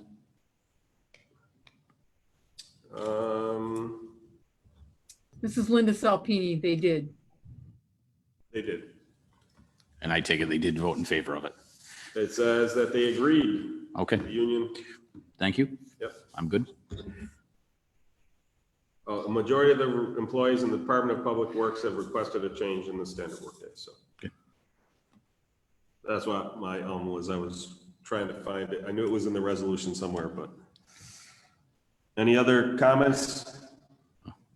Questions? Hearing none, please call the roll. Nothing on my end. Councilmember Barley, Aye. on my end, it's a dramatic pause. Councilmember Stafford, Aye. Councilmember Safranek, Aye. Councilmember Bolsner, Aye. Supervisor Schultz. Aye. Becky, can I make a suggestion? I don't know if it's an. I'm gonna come right in. I'm on my way. Oh, okay. Thanks. I was gonna say either that or myself, or maybe Don could call the roll. Oh, sure. That way there's no lagging, because that way you can stay at the helm. So Sure. I'll ask Don to call the roll. Sure. He seems bored. Next resolution, please. Supervisor Schultz, I have resolution 12-154, 2020. I gotta put my glasses on. To call for a public hearing for a local law to amend the Henrietta Town Code to clarify and update provisions relating to town board approval of changes to historic property. Second. So I'll note that as we discussed when we called, or we're first talking about this, the plan is, there's something in the code that it's a little ambiguous, or I should say very ambiguous. It talks about that after we give approval for an Article 10 vote, that it can go straight to a building permit. And the idea is that, as you get into it, that the folks in historic properties have another layer of approval they have to go through. And so the question was, is it in addition to or instead of the Zoning Board of Appeals? And the thing that comes up is, as I'm sure most people are aware, the setbacks in the olden days, especially before the days of the automobile, were a lot closer to the road, a lot smaller setbacks than setbacks today. And so if somebody needs to do work on their porch, they'd have to go in front of the Zoning Board of Appeals. They'd also have to come here for an Article 10 vote. As a town board, we do have the ability within the code to set the associated setbacks and that type of stuff. The Zoning Board of Appeals is if somebody says, here's your setback, according, essentially a ruling, whether it's from a board or from an individual like the director of building and fire prevention, that if there is they get a ruling and they want to appeal that to get a area variance, they go to the Zoning Board of Appeals. But we actually, as a town board, have the authority, as long as it's clear in the code, to set that. So the idea would be somebody comes in they want to improve their porch, let's say, or not even necessarily improve the porch, let's say they're getting up there in age and they need a wheelchair ramp. They would normally have to go in front of the ZBA, but since they have to come to us anyway for an Article 10, we would be the ones who would say, okay, yes, you can build the ramp as long as you maintain this setback. And we would dictate on that Article 10 ruling what the setback would be. Did I get that correct, Don? Right. Basically, you have the authority to waive or vary the area requirements on these historic applications. Okay. And so that way it doesn't, because especially when you look at the lead time to get on the ZBA, there's a lead time because of the call for public hearing.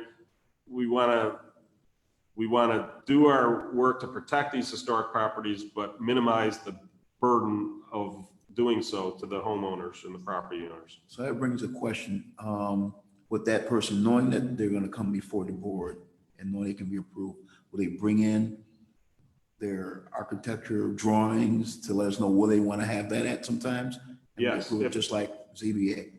Yes, if it was something that was modifying and being within that, then yes. Okay. As part of that article. Makes sense. So it would be, very similar to what you would have present at a ZBA request if it's something that they're going to need to, essentially get a area variance.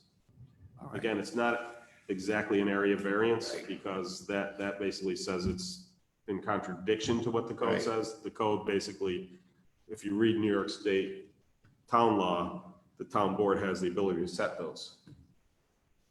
Now, normally it's not, I'll call it arbitrarily set, and we wouldn't be arbitrary here either. But the point being, it allows us to under this to set it for those specific historic properties because of the fact, again, they're almost always already in violation for front setbacks because of the way they used to build houses. So. Okay. Great. It's a good idea. Any other questions, comments on that? Any raised hands? No raised hands. Hearing no further comment, Don, could you please call the roll? Yes. Councilman Stafford, Aye. Councilwoman Bolsner, Aye. Councilman Barley, Aye. Councilwoman Sefrenick, Aye. Supervisor Schultz. Aye. You were And I meant close. Sefrenick. Mike was laughing because you read him out of order. You caught me off guard. I'm just going in. Yeah. I'm just going in. Mike. I've never been first. There you go. Yeah. Okay, fellow board members, I have resolution 12-155 to authorize a combined celebration of Memorial Day and Independence Day with a reverse parade. Second. So, Becky, you have the presentation? Yes. Give me just a second here to share my screen. Sure. So we're covering two things essentially. I wanted to start with the 4th of July fireworks. This was what we were looking at, a potential social distance option for the 4th of July fireworks. Go ahead.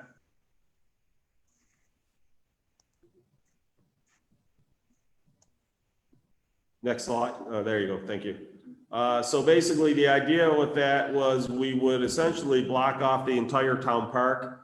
The lines you see in blue are essentially, I jokingly refer to it as the moat. It's the Red Creek and the retention pond. So that would form the northern barrier.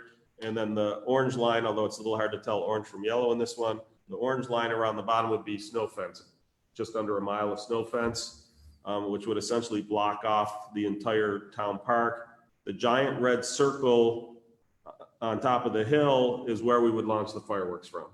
The idea is we would go to the full 6-inch mortar so that they would project higher into the sky, allowing people to park in the numerous parking lots around the area and watch from either inside their car or just outside their car, with the idea being that they would maintain social distance. In our previous discussions, there was a lot of concern by board members as to whether people would maintain those social distancing. And the bigger concern has to do with, I was unable to get any other town supervisor other than the town of Sweden to consider doing something similar. And as such, there was a fear that, you know, the entire east side of the county would come to Henrietta and overwhelm. There was also a concern that some people who scoff at the masks rules would congregate on the lawn of somebody who is serious about the masks, or in a group that, you know, is more vulnerable, and that it could cause potential conflicts. So I know there was a lot of concern on the part of the town board as to whether we would hold this.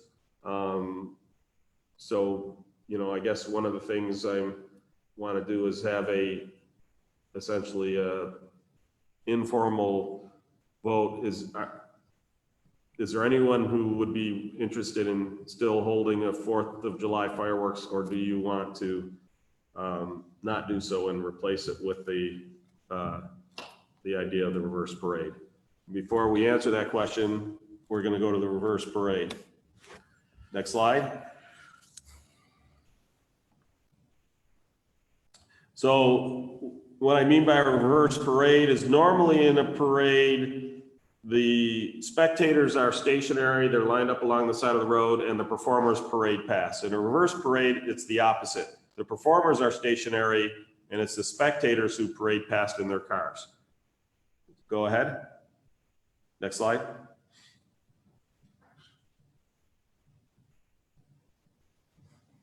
So in this case, the orange arrows indicate the parade route. The yellow arrows are kind of where we were queuing. We were originally talking about queuing coming in the same way we were doing the mask distributions and the food link distributions. Captain Fay suggested we come in from behind the dome to provide a longer queuing line so that the entrance to the parade would be off of 15A in between Brewster's and the former Brewster's, now Happy Days, and the former Growmore Farms. And that we would bring the cars in that way. They would go past the parking lots. My thought is to have them go through the rec center parking lot. My thought was that we have potentially, if they're interested in doing it, we could have the Shriner cars in that parking lot zipping around doing their usual driving. They would then come out, they would turn left.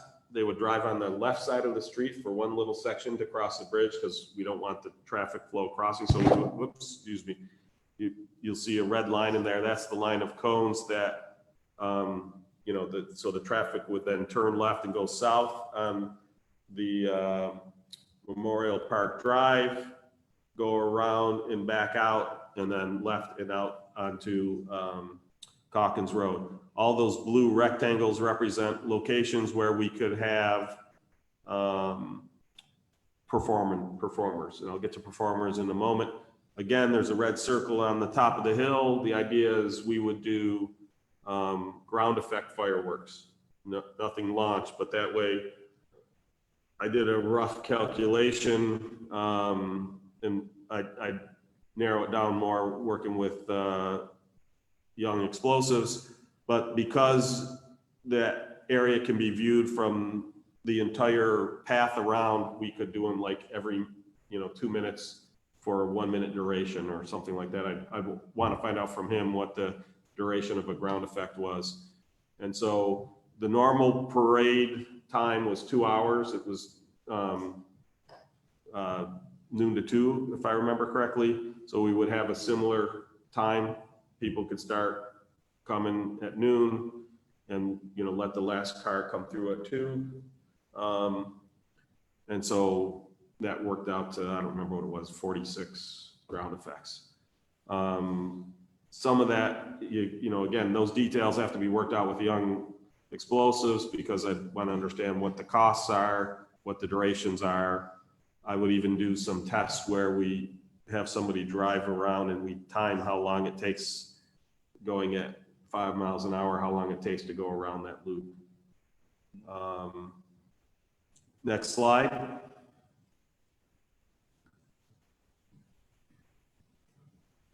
So some of what we'd be having, we talked about big trucks and cool vehicles. There was a town clerk request, or more accurately, the child of a town clerk request to have big trucks honking horns. So I asked, will fire trucks work? They said, absolutely.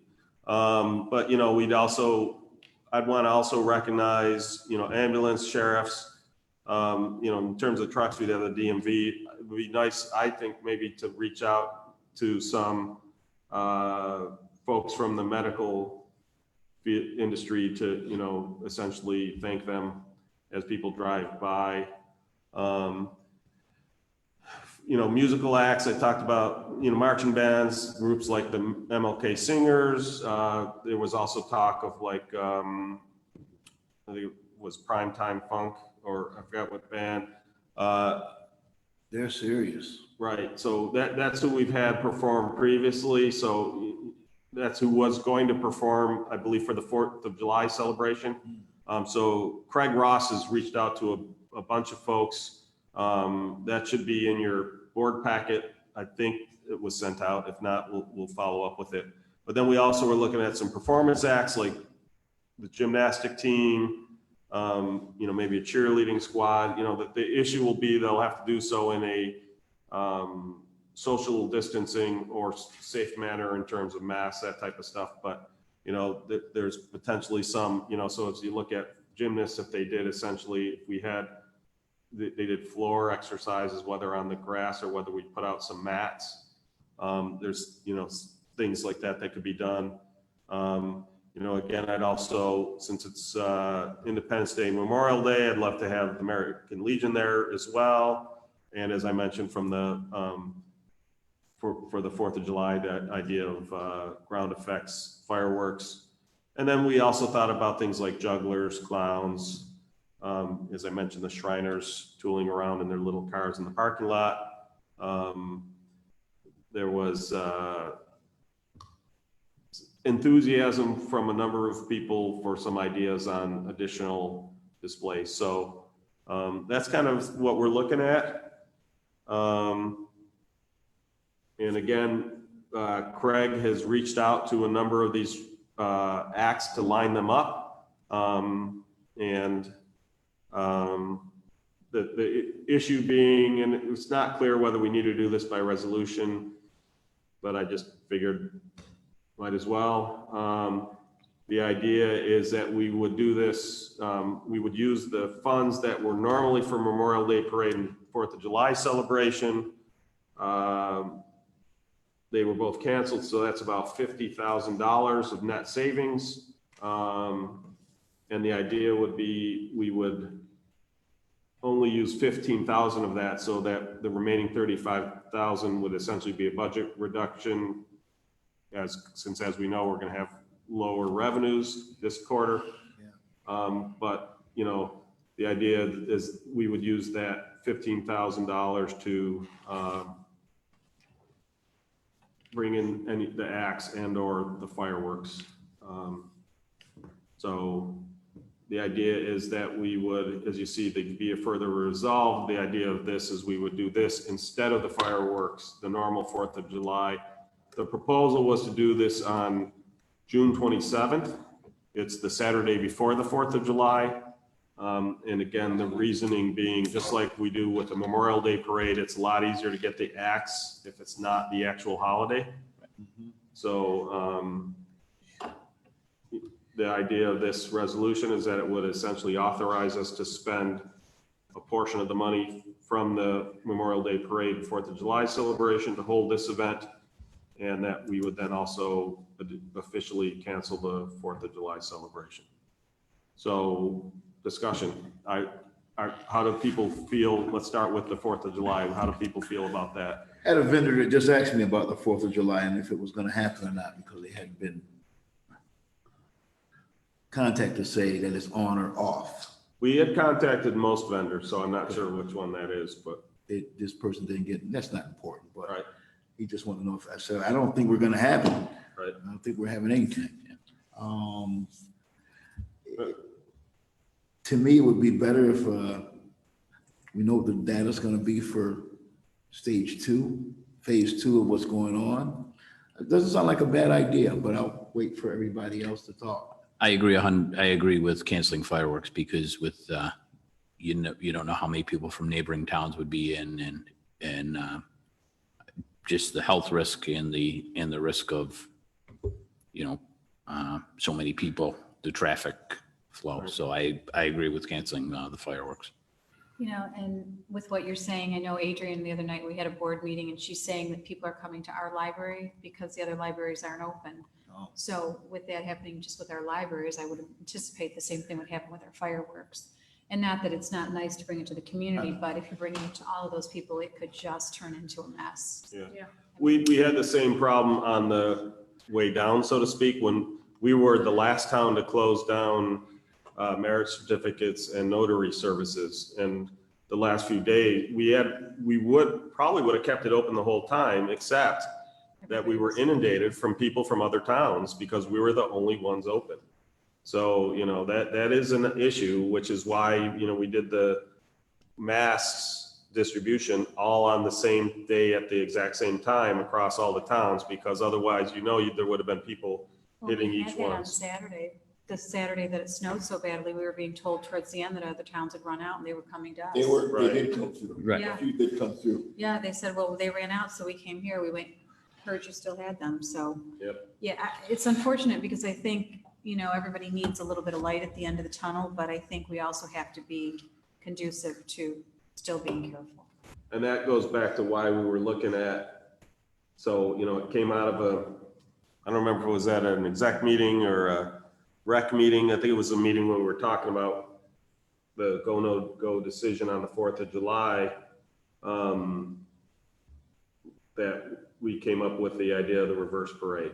I think it's a great idea. It's a way to essentially, I won't call it normalcy, right? But it gives something for people to do. It could be a whole lot of fun. And in theory, we could be in phase 4 by then if everything went perfectly.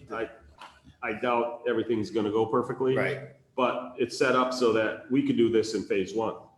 Actually, we could do it in phase 0, right?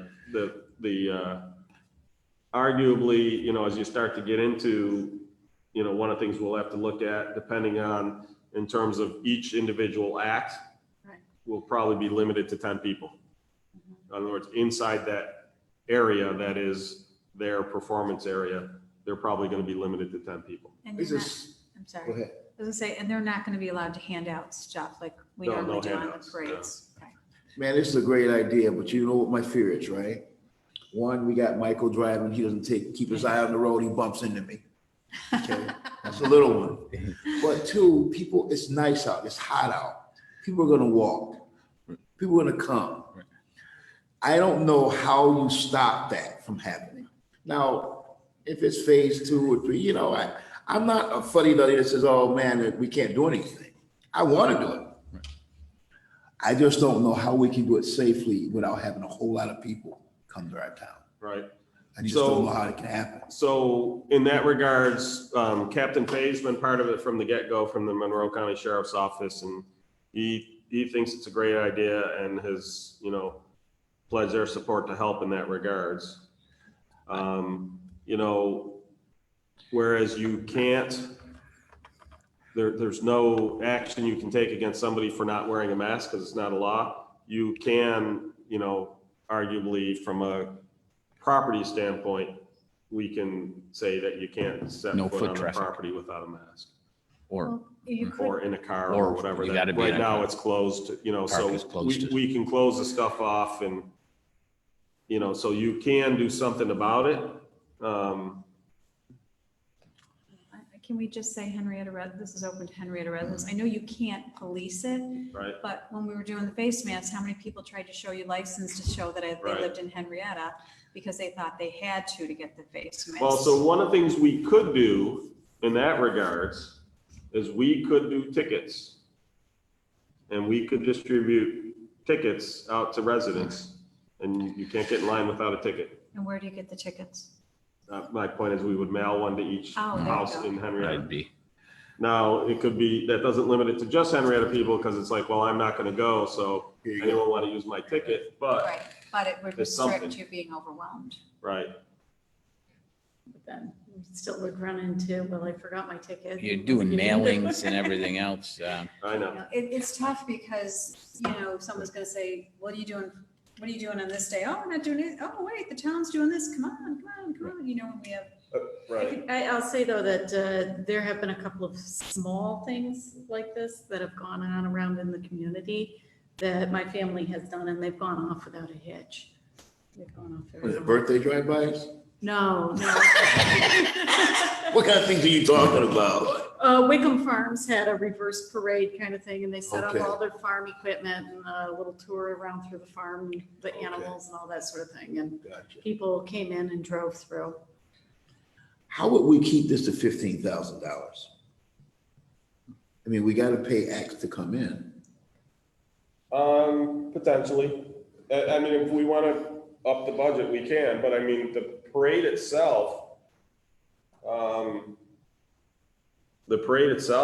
is, I want to say 20K. Jason, are you on? You have any idea of that 50K, how much of that was 4th of July and how much of that was Memorial Day parade? Steve, yeah, I do believe you're right. 20,000 was the parade. He say So- 20? 20,000 is a normal Memorial Day parade. And a large expense of that was for the marching bands. We still pay for the this- bands, we pay everybody. Right, so again, you know, one of the things being in Craig, Jason, I don't know, from Craig's list, there was the one, the fife and drum, right? They were interested, Yeah. but Right, there weren't a yeah. whole lot of standard marching No. bands, you know, so the number of marching bands would be down, but Right. that would be our job, is to get it under there, you know, now, if we want to go to 20,000, saving 30,000 for budget reductions, I'm fine with that too. We can amend it, but, you know, again, this was just an initial shot. The biggest question mark is, to be honest, the biggest expense would be the fireworks. My other question was, just two things on it is, one, we'd have to make sure the traffic keeps moving. Right. And then two, nobody get, we'd have to make it very clear right in the beginning, along with keeping traffic moving, that absolutely nobody gets out of the car. Because you could see, Right. Agreed. could see people getting out to take pictures or whatever. And Oh, there's my kid. Right. Yeah, one of the things we had a discussion, and one of the things that we'd have to make sure to, what I would do is suggest that after the parade, people can come back and take pictures. One of the things we've talked about as a possibility with the school district, and I'm still having discussions with them, is that we would put up pictures of the seniors along the parade route, all along the parade route. My thought is, I don't know about other candidates, but three of us have a whole lot of campaign sign brackets that we could use to Feel so bad for all the seniors for high school and college. Oh, absolutely. So it would be great to, people have said, why don't you put their pictures on our light posts? I said, because we don't have enough light posts. We have over 400 graduates and 500. 500, My yeah. class was 540 400 to 500 something, easy. yeah. Yeah, so, the idea would be, it would, if we were able to do it, and I don't know that we would, the school's looking into it, where the idea is we would print out, maybe 2 foot by 2 foot roughly picture with their name, and they'd be just every so many feet all along the parade route. And the thing again, to Mike's point, we would say, don't get out now. What you can do is come back after the parade is over. You can pull up, get a picture next to the sign, just encourage people not to do it during the parade. I think, what we would do is at each act, at each point along the way, we would have a volunteer essentially making sure traffic. And I think we would want them to have some kind of like air horn or something, to go back to Rob's point, if somebody's not moving or someone's not paying attention and the cars are getting close, to I never pay attention. to jolt them. There's something going on and I'm driving, I'm Well, looking every day. Drive, let your wife drive. No, she won't do it. My car would beep at me if I got too close. Yes. So all my cars thankfully now have the proximity detectors that scream at you if you get too close. I think it's a great idea, budget-wise. I know we're really hurting. We're gonna be hurting because we're not getting the revenue. So as far as for the parade itself, I think we'd end up going over the amount with what we pay, but I think it's worth a discussion. I don't know. Sure. So I will just say, we're not currently hurting. So a lot of it, now obviously if we have a big slide back and we have to go back and shut stuff down more, it's going to be, but the first quarter of sales tax revenue came in $250,000 over budget. So we had a surplus. Last year, between a strong end of year revenues and coming in under budget on expenses, we ended up roughly $4 million to the positive. Now, we knew we were going to do that, so we had applied I think it was $2.2 million to keep the tax levy flat last year, but that still leaves us roughly $2 million to cover us, to get us through the hole that we're going to see in the tax revenue. They've put together a few projections as to where they think it's going to be. We haven't gotten that hasn't trickled all the way down. At least I haven't seen it. I don't know if Linda's seen something, but we should be, again, if we start to see recovery, if we start to see the economy open back up on the schedules, a week or two slide here and there, not a big deal, as long as we don't go back down a phase, right? Mm-hmm. As long as we keep moving forward, I think we'll actually be fine. We have done some belt tightening. We've put off hiring some positions. We're not hiring as many seasonal and part-times. There's a number of expenditures, now granted, yeah, we lost all the revenues on from a lot of the activities in the rec center, but we also don't have the associated expenses with them. The ones that hurt the most are the cabin rentals, because that's an amortized cost. Right. We have that cost, amortized cost of the cabin, whether it's being rented or not. Right. So those are the revenues that I feel hurt the most, because again, the cost is there whether they're rented or not. So, from belt tightening, from being fiscally sound in terms of holding a good fund balance, being responsible in that regards, we're one of the few municipalities that isn't in panic mode. Like I said, it can change, but as of right now, I don't see a big issue. Again, that doesn't mean we're not taking it seriously. We're tightening our belt wherever we can, but I don't think we're not on austerity. Let's put it that way. Back to the reverse parade. The only other concern I would have is, do you think 4 weeks would give us enough time to get these acts in place? I know most of them probably have nothing planned because there's not a lot going on, but that's just one concern I would have if we'd have enough time. Craig, for the last 2 weeks or so, Craig has been working on that. Jason, do you have a comment on that? From my read of that, he's got a lot of them lined up if we want to do it. Is that correct? Yeah, Steve, if you take a look at your cell phone, I just texted you a picture of the acts that have pretty much committed verbally to assisting us with something. And, just to add to this, there would be community good involved. We would also, you mentioned honoring the Rush Henrietta senior class, but we also look at this as an opportunity to honor our Youth Hall of Fame recipients as well. And we would also tie in a food collection to help benefit the Raft and the RH Chicken Hunger organizations.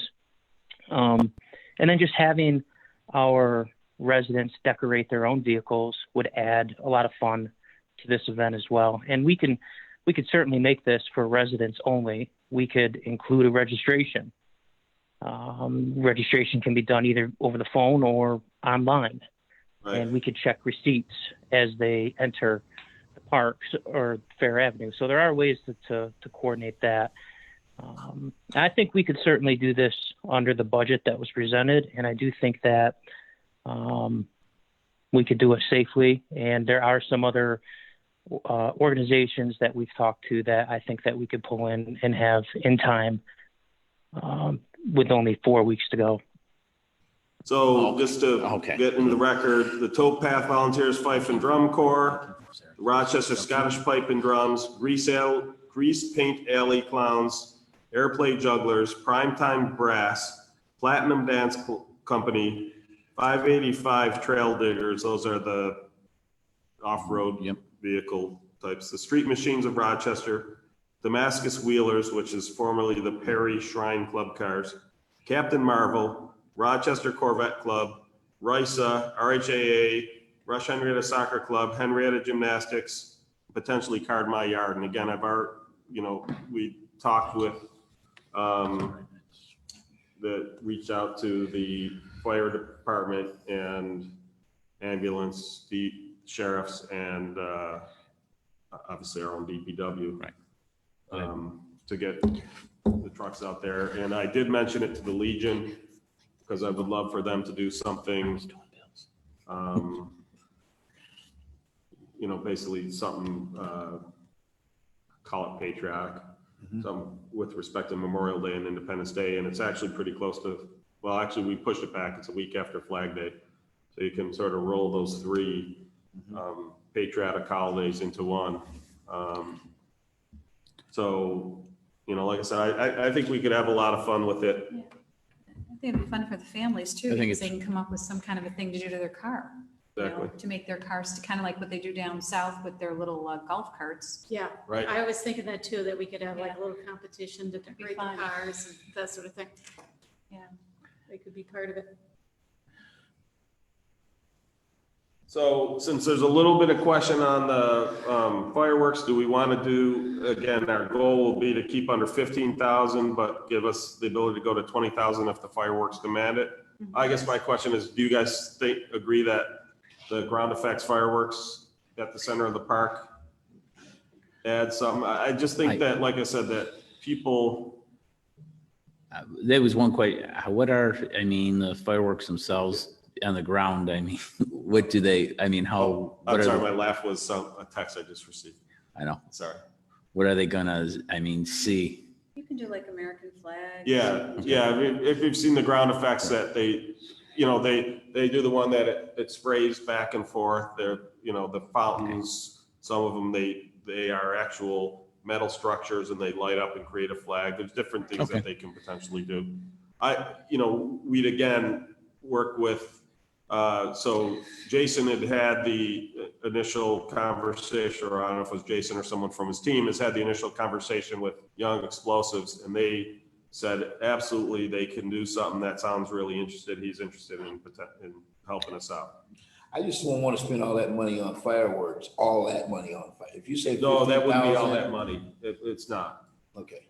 No. You know, and again, if I'm looking at that much, you were talking maybe half of that. Okay, So- that makes better sense to me. Yeah, yeah. Okay, because I know the other acts have to be paid too. Correct. Right. Yeah, okay, But they're measured in hundreds of dollars. right. So, you know, again, there's not going to be as many acts as would be in our Memorial Day parade because we don't have enough room to socially distance them all along the trail route. Need to buy more land, Mr. Supervisor. Well, who knows, you might start a new trend. You might be trendsetters That's for right. other towns. Any other discussion? Any more from the peanut gallery? I mean, my directors? I saw a note that Linda and Mary Beth were coming up with some performance that the some of the town employees were gonna do. I'll video record that. Yeah. Thank you. Anything else? Do we want us to keep it at 15? Do we want to expand it to 20 with the understanding that? I'm okay with expanding it to 20 with trying to keep it under 15. Right. Yeah, we can say 15 and then we just have that That buffer. little overage bump. Okay, can you make a motion to expand it to 20? Just amend? Mr. Supervisor, I'd like to make an amendment to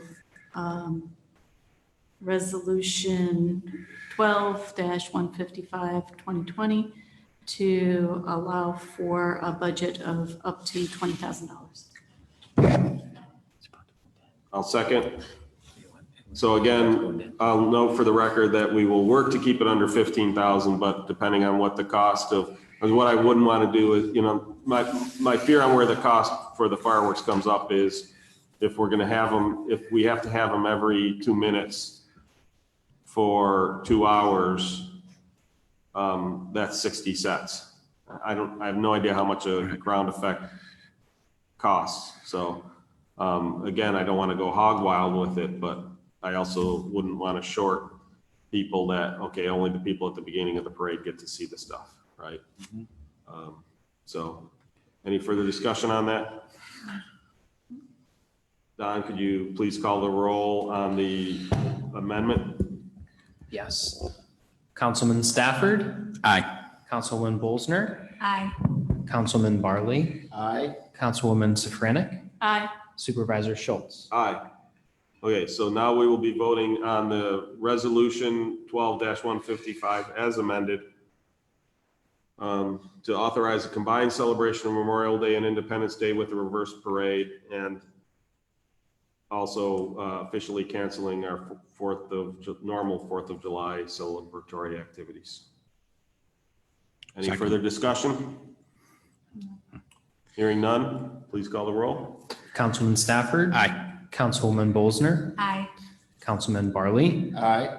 Councilwoman Safranek. Aye. Supervisor Schultz. Aye. Thank you.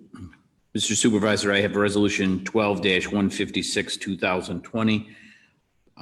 Be it resolved that the person on attachment Exhibit A be hired.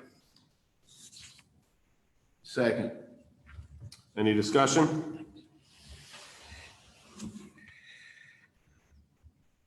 Hearing none, please call the roll. Councilman Stafford. Aye. Councilwoman Bolzner. Aye. Councilman Barley. Aye. Councilwoman Safranek. Aye. Supervisor Schultz. Aye. All right, let me find what I'm looking for here. My, you got So, that? These all went dead. yep. Supervisor Schultz and fellow board members, I have Resolution 12-157, 2020 to approve installation of shed for the historic property at 156 Summer Sky Drive under Article 10. Second. Any further discussion? Obviously, we discussed this at length during the public hearing. So the three conditions, the dilapidated canvas shed be removed and the associated debris be cleaned up. The new shed be positioned on the property such that it's located a distance further from the street than the distance to the back of the house, and that all town codes and procedures from the Department of Building and Fire Prevention be followed when installing the new shed. Any further discussion? Hearing none, please call the roll. Councilman Stafford. Aye. Councilwoman Bolzner. Aye. Councilman Barley. Aye. Councilwoman Safranek. Aye. Supervisor Schultz. Aye. So I have a couple that completes the resolutions, but I have a couple things I want to discuss, including potentially taking an informal vote. It just means we'll just do a voice vote. We won't bother calling roll. So one of the things I received legislative call to action from the New York Association of Towns. They're asking the town to support legislation at the state that does four things, all of which give towns more options to address financial shortfalls at no cost to the state. It would allow bans to roll over for 7 years instead of 5. So it's a bond anticipatory note. We don't have any, doesn't really affect us. Allows towns to spend money from capital reserve funds for capital costs related to COVID without being subject to a permissive referendum. Again, I don't know that that really affects us, but I'm not sure. I'm not sure what things people are building in response to COVID. Maybe if they had to build a, I don't know, emergency response center, I don't know. Allows towns to temporarily borrow money from reserve funds for COVID-related expenses, so long as at least 20% of what's borrowed is returned each fiscal year. So that's normally when I borrow from a fund, I have to pay it at the end of the year. This allows me to essentially spread that out over 5 years for COVID-related expenses. I don't know that we're going to have any. Again, I don't know how many of these affect us, but this is what the Association of Town wants us. And it gives towns another year to pay back intra-fund advances. So if we advanced another, so like if the sewer department lent the highway department money to make ends meet, they wouldn't have to pay it back at the end of the year. They would have to pay it back by the end of the year, the following year, unless it was directly a COVID-related expense, in which case they'd have 5 years to pay it back. So if it's just closing a revenue shortfall, they'd have an extra year to pay it back. If it was an actual COVID-related expense, they would have 5 years to pay it back.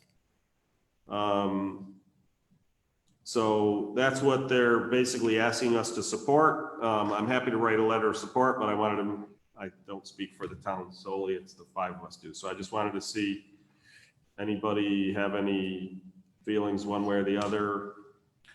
When I looked at it, as I said, wow, that's very creative to try to help towns through this pandemic. with the revenue shortfalls that they have. And I said, well, Linda, do you see anything in there that we might use? Because I don't have a problem with any of it. Right. I think it's a great idea. This is Linda. What we could use is if we do fall short on our revenues, the ability to move money into another account to get us through the end of the year. Much like Steve said, the sewer account, which has some additional funding, or possibly the drainage account. Our only ban is, or actually we don't have any ban, sorry. We have a bond on some sewer properties that's minimal. And then we have the bond on the library. Other than that, we don't have any debt. So it would just be borrowing from other funds. Thank you. Yeah, the fourth bullet is the one that I see has the potential biggest impact for us personally, or not, not personally. Yeah. That's today. Municipality? I don't know. Were you gonna say something, Millie? No, that's okay. There is also a request to modify another action that they want to make sure, basically, that there's legislation that gives municipalities the option of placing a moratorium on real property foreclosures for up to 5 years. While the AOT agrees that no one should lose their homes due to COVID-19, some modifications could help protect the town tax warrants. Specifically, everywhere but Westchester County, if there's a shortfall in real property tax collection, the county will make the town whole, and therefore the county, not the town, has the authority to foreclose on property.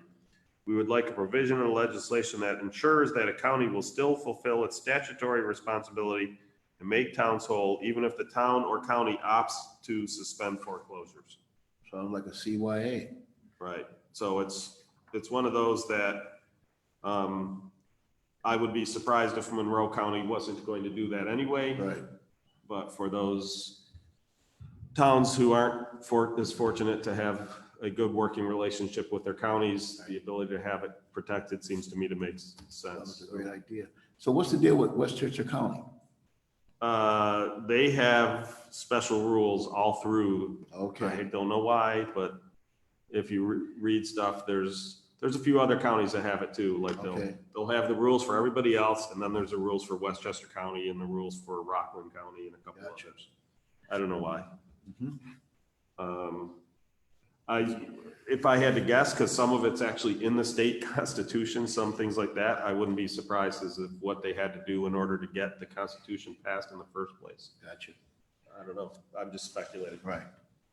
When do we have to know by? Because, you know how a lot of times stuff is buried in these bills. And, this came out this afternoon, and, I was coming in from out of town, so I didn't actually see this email concerning this. I'd like to, more details about it before I say yes or no. When do they need to know by? It doesn't say, does it? I didn't see it in there. I didn't see it either. So I guess my thing is, what we could say is if we're good in approving this, barring any unforeseen, any poison pills in there.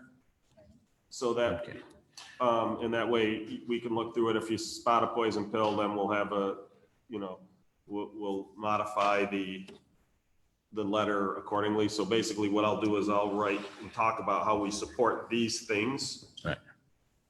If there's a poison pill, we can say, but we do not support this and would like to see the legislation modified to not include that. Okay. What did you have to say, Don? The supervisor took care of it. Right. Okay. I didn't know you guys were on one accord like that. I pay attention to what Don has me do. Okay. I don't always listen to it, but I pay attention. But yeah, so like I said, the idea is that we'll okay it, assuming there's nothing that comes up that, if something comes up to object it, then we'll address it. But so I would just say I'll send the letter out Monday. Yeah. So that gives us time. Yes. Okay. Now, obviously, if a poison pill comes up and it takes us time to discuss, we can put it off. But in other words, hearing no objections, then the letter will go out Monday. I'll try to draft it tomorrow and get it out and about to you guys so you have time to offer up edits. But sounds like as a whole, we're in favor of this. Sounds Assuming good. there's no poison pills. Nothing I'm picking up right now. Okay, great. The second thing is we have a business owner in town who would like to do a pop-up drive-in movie theater.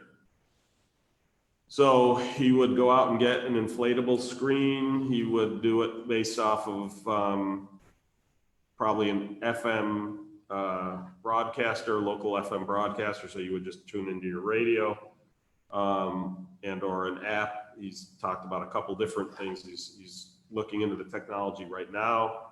One of the locations he's looking at is Jarley Road. For those who don't know Jarley Road, it's off of East Henrietta Road between the Rochester Sports Garden and the Armory. Back in the back? Yeah, so if you're familiar with Morse Sash and Door, you go past that, the eastern half of Morse's property is just currently an empty field. They would mow that and set it up there. They would put up privacy fences, and again, an inflatable screen. They would bring in one of the trailer-based porta potties, and they were talking about having concessions, nothing that they would make on site. It would all be prepackaged concessions.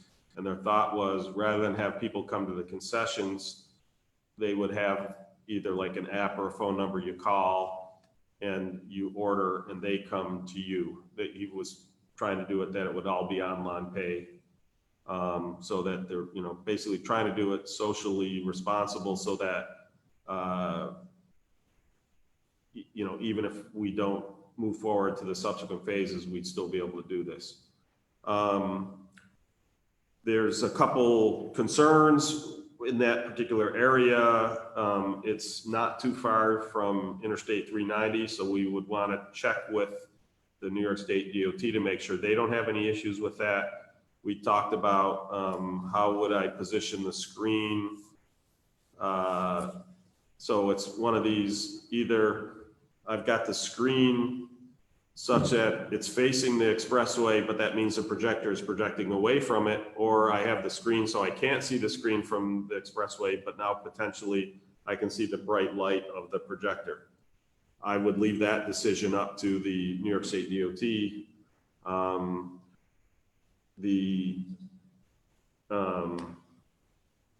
You know, the reason I'm bringing this up is because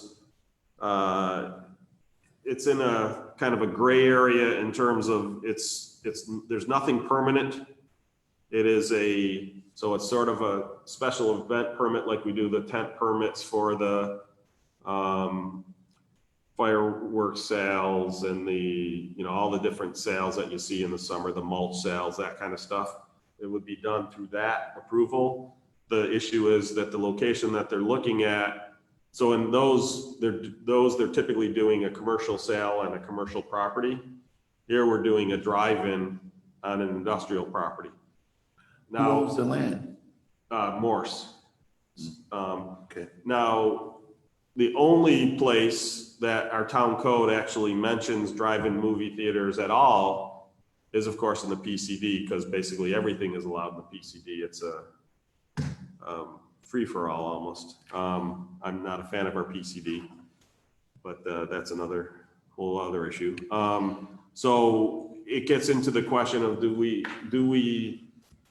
then, from a use standpoint, need a special use permit? Well, the deadline is already passed for the June 10th meeting, which means the earliest they would be on is July 8th. We've now lost a month and a half. Now, granted, they're not going to be able to move super quick, but you lose essentially a month of benefit at a time when, in other words, by July, you're potentially into phase 4 and a lot more is opened up. The idea is this is the most benefit to the community at a time when there aren't a whole lot of other options due to social distancing. And so one of the things Don and I talked about is what we would do is we would grant the special event permit contingent upon them immediately applying for a special use permit, with the idea being, if we get to the special use permit and we decide to deny it, they'd be done, right? But they could operate from the time they're ready to get going.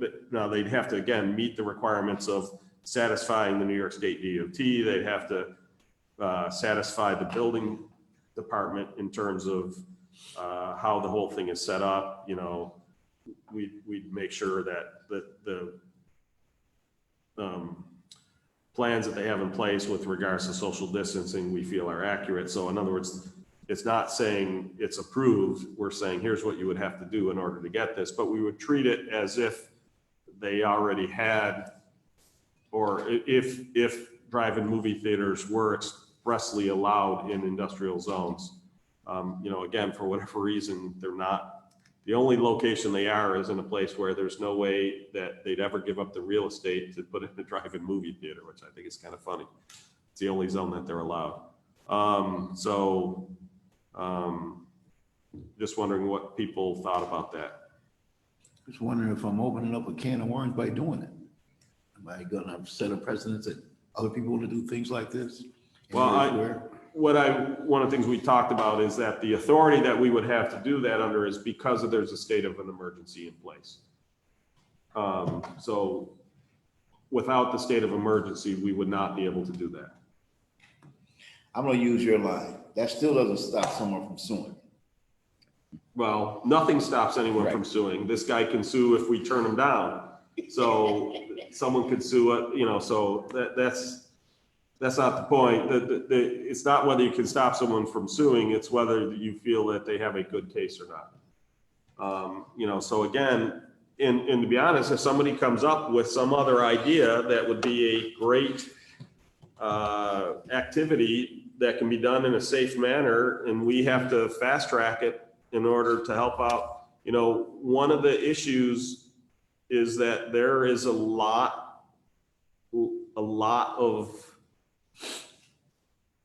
stress and abnormality related to this, and a touch of normal, especially when you're talking about with kids, would help tremendously. So, you know, I see this as a benefit, you know, as I said at the meeting, and I won't use the colorful language I used it in the clerk's office, but, you know, if somebody came along and said, well, for COVID reasons, I want to put in a gas station, you know, well, that has nothing to do with COVID. It has nothing. So we would tell them, forget it. You can't, no, we're not doing under that. Put it this way, if it weren't for COVID, they would not be proposing a drive-in movie theater, right? Because, yeah, there's still a couple sitting around not in Monroe County. I drove by the one in Avon last week, and it was, like Saw 2 the hours. news story It on was it. all the way down the street. Yeah, It was there's Avon amazing. and Perry. Those are the only two in the whole region, so. So I guess that would be another question that was controlling the flow. Like, I know the one in Avon that was requiring that you register online before you go. That sort of thing does he have? Well, we can put that, absolutely put that in the. Yeah, you pre-sell tickets. Pre-sell the tickets, Pre-sell right? tickets, Because, right. You know, the minute that, and there's any kind of entertainment or anything. Well, he does want to do that because, again, he doesn't want to take cash. Right. Because then that's a potential, people now have to roll down their window and have interactions. That essentially defeats the whole social distancing purpose in the first place. So he would probably be that you have to pre-purchase tickets. And so then he knows how many spaces he has. When they sell out, they sell out. Right. That was my next, how many He gave us the plan. I don't remember how many. It's a sizable lot, so it was a good number, but I mean, we're talking. Chris, do you have any idea what were you say, 50, 75? Oh, it's not, that's not as many. I thought it. 100? I don't know. It wasn't. I thought it was over 100, like 120 maybe. 120. But he only showed us the drawing for a minute. So it's a decent size, but we're not talking that it's going to flood traffic. And again, it's not the Jarley Road does have a light, and it feeds in off of 15A. It's not far from either the expressway to the north or the expressway to the south. So, it's actually a decent location. The other thing we had suggested to him as a possibility would be the Dome Arena, not inside the Dome, but the parking lot of the Dome as another potential. How about, I mean, how about the mall? The mall possibly. To be honest with they have a little bit more issue in terms of how they can set up the privacy fence. Oh, yeah. Because the parking lots are so gigantic. Yes, I wasn't even, you're correct. I wasn't even thinking about that. Because here they can drive the posts in the ground. And their plan is they would only operate Thursday, Friday, and Saturday. And they would literally take it down in between. So they might leave the privacy fence up in between, but they would take the signs and the projectors down in between. It's a fun idea. So, I mean, I remember some of my best memories as a kid was going to the drive-in. Yeah. Right, yeah. You know, I think it's a really cool idea. It kind of brings everybody back to basics. And basically what they were looking at from the drawing, if you think about it as a parking lot, you would park every other space. So that way, you know, even if you get out of your car, there is still separation if you, from adjoining, you know, but the idea is you'd watch from your car. But I know, like, as kids, we had a station wagon with a luggage rack, and we would throw pillows up on the roof of the car, or the station wagon, we would watch from there. Yeah. The other thing too is just, you know, it's probably going to be vintage movies. There's a whole bunch of that are out right now, significant anniversaries. So like Jaws, for instance, stuff like, you know, movies like that, because he said they're a lot easier to obtain the rights for than first run movies. Jaws still scares me, so.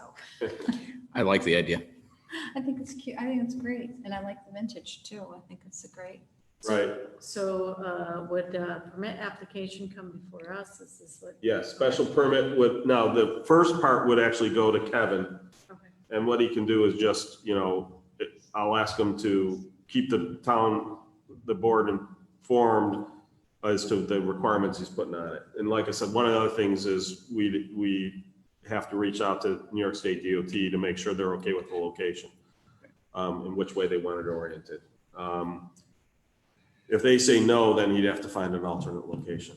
You know, like I said, I think I was skeptical when he first brought it to us, but he had thought of a lot. He put a lot of work into this. It's Bernard Birnbaum, Warrior Factory, amongst other things. So he's put a lot of work into this and thought. So I was impressed. And like I said, I just think from a community psyche, that would be a nice addition. Chris suggested that we call it the Starlight Drive-In, since. Great idea, Chris. Yeah. For those who don't know, that was an old vintage drive-in in the town of Henrietta. So Yeah, where Delta Sonic is now. right. So he liked that idea. Okay. So if hearing it sounds like everybody's for it, then we'll move forward with that. And like I said, we'll put the requirement on them. So I'll write an official letter. I'll copy you guys in, and again, put the requirement on him that he immediately apply for a special use permit. And that basically what'll happen is he's got to understand that if the special permit gets denied, then he's essentially going to have to close up shop after, it'll be about 6 weeks minus however long it takes him to get going. So if it takes him 2 weeks to get going, he'd have been able to run it for 4 weeks. I look at it this way: if he's doing it, handling it well, I don't see why we would then deny him, right? If it's a cluster, then we would deny him and he'd have to fold up tent. One of the other things too is in terms of with those special event permits, if they're in violation of any of the clauses in there, it gets pulled and they have to stop. So again, this isn't a permanent installation. This is a temporary thing, and you know we would keep a close eye on it to make sure it's not causing problems. But the stuff he put together, he really thought it out. So hats off to them. Okay, I think that's all of the discussion points I had. Are there any additional public comments and/or committee reports? The only thing I have is curbside pickup started last week. And they had, in 3 days, they lent out 1,300 books. Wow. In 3 days, that's pretty impressive. I mean, she said they were hustling up and down the stairs to get them ready. And then just a reminder that all books are due June 29th, but please don't wait till June 29th because they've got to, let them sit for a couple of days before they reshelf them and then before they can let you borrow them again, so. And I went in the one day just to check on how the stuff was going and to look at some of the stuff that we're trying to wrap up, the skylight, and the procedures they have in place are impressive in terms of, they're doing a really good job at making sure everybody stays safe while still providing this great service. So it's actually, we brought it out to the other supervisors. It's kind of being used as a model. That's great. So hopefully other communities will be doing it as well. Well, that was one of the things she said, that they were getting a lot of books returned that should be going to other communities, but they're bringing them here because a lot of people don't even have their drop-off open. Right. But I mean, we should be really proud of our library, of Adrienne and her staff. They just constantly think outside the box, which is awesome. Yep. That's great. The school budget and the school board vote is coming up. It's going to be by absentee ballot, so that's something to keep your eye peeled for, and also to be informed about the school budget.